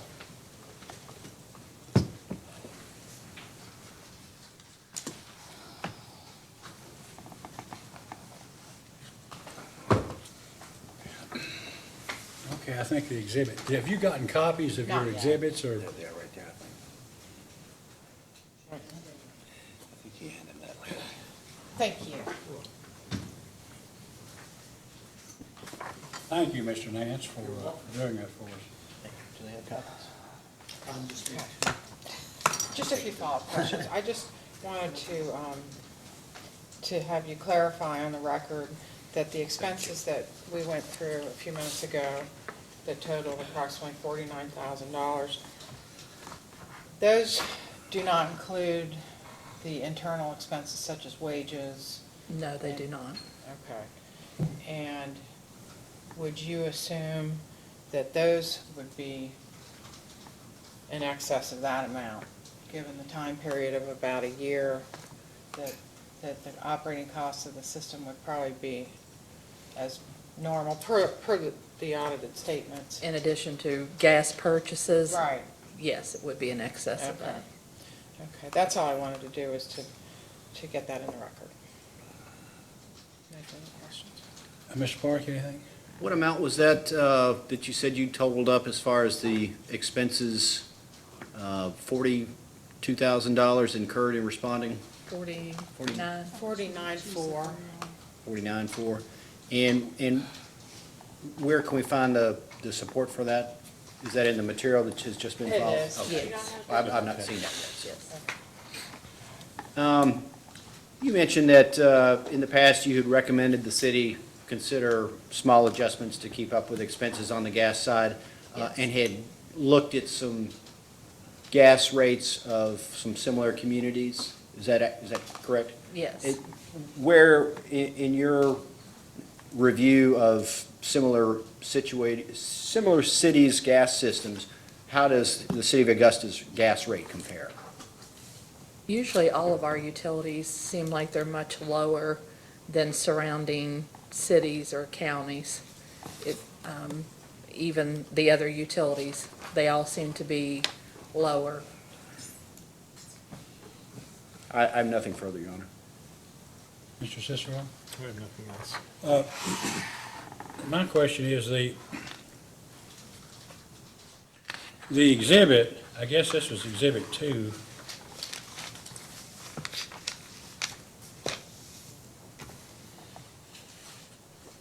Says its expenses in excess of $150 incurred by the Augusta gas system since August 2nd, 2018 to August 16, 2019. Okay, what the purpose of this exhibit is to show exactly what? The purpose of this exhibit is to show that the city has incurred substantial expenses in fixing problems relative to the gas system and in fixing leaks and in training and in purchasing a new odor tester and in responding to the violations that were listed by Ms. Holbrook. Yeah, what I'd like to know from the witness, I guess, or from Ms. Thompson, if you can know. Let's look at the front page that has the expenses on it. Can you tell us which expenses are related to basically fixing or remediating the violations that were found on the September 2018 natural gas inspection? Well, look at Kentucky Gas Association. Those are annual dues. Was the city Yeah. a member of Kentucky Gas Association before? Yes. And then we have Utility Safety and Design Inc. regulator testing. That was done about the same time as the inspection. Do you know if that was related to the inspection? I'm sure you had to do it. I'm just wondering what expenses were a result of fixing the problems that were found by Ms. Holbrook? I'm sorry, I'm not sure. You don't know that? Okay. Mr. Pavitt. October 4th, Utility Sales and Service Inc. fittings. Do you know if those had anything to do with the repairs necessary to I'm comply? sorry, I'm not sure about any of those costs, which for sure. Well, here's one, Heath Consultants on October 25th, 2018, new odor tester. I think that's pretty clear, right? And then December 20th, 2018, Utility Sales and Service Inc., parts and fitting. Do we know what those were? That's not related. It's just not. December 20th, 2018, ARC Randolph and Associates Training, $3,598. I suppose that was training for employees, qualifications. Training. Okay. Then 12/28/18, Tracer Electronics, Inc., line locator repair. Repair your line locator, right? Okay. Do you know, was that related to Ms. Holbrook's inspection? No, it's just. I know we're down here asking Mr. Blevins questions. But ma'am, you can't answer these questions, is that correct? I mean, you verified these expenses were paid, but Right. you can't testify as to what they were for? No, sir. Well, let me ask Mr. Blevins then, and he'll probably know, and maybe Mr. Paget, whoever can answer. Then, January 16th, Utility Sales and Service, Inc., meter parts. Were they related to Ms. Holbrook's inspection? No. January 16th, 2019, Tracer Electronics LLC, new Just parts? annual, you got to send me. No, okay. February 7th, 2019, Coons Gas Measurement, new gas meters, not related, correct? Okay.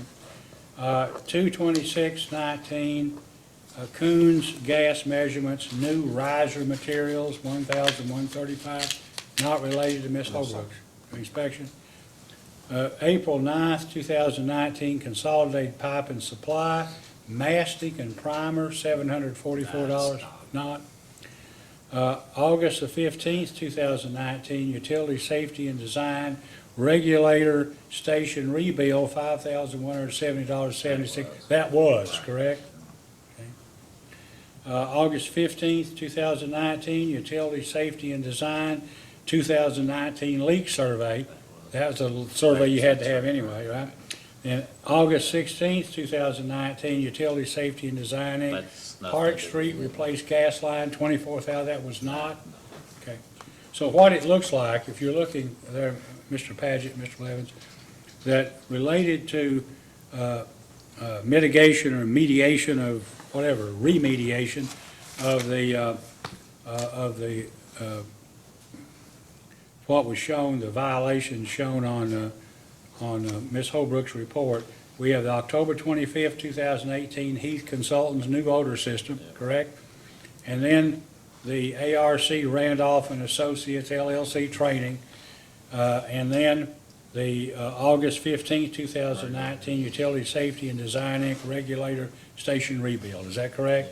Is there anything else on there that you think related to repairing or fixing or bringing compliance with regulations, things that, deficiencies that Ms. Holbrook found? Not on this report, sir, but like they mentioned, staff time that's been spent on to write the new plans and to deal that is Okay. not included. Do we know how much that?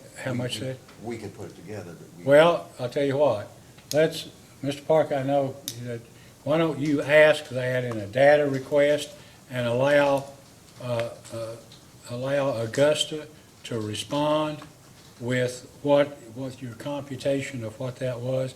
Would ask that you file an affidavit or something. I know that a lot of it's gonna be an estimate to the best of your knowledge and belief, and that'll be good enough, okay? I don't have anything else of any of the witnesses. Do you, Mr. Park? I do not, Mr. Any Chairman. questions? I have nothing else. Ms. Thompson? No, sir. May this witness step down? Mr. Park, have you exhausted all of the witnesses that are here, or do you have others? I have no further witnesses, Mr. Chairman. Ms. Thompson, do you have anyone you'd like to recall or ask any questions of? No, sir. Well, I know that Mr. Park has asked, or has made a statement that he'd like to maybe get copies of some documents or some information on, by what we call here data requests, that you and I'd always call interrogatories. But we usually have a shortened time. And Mr. Park,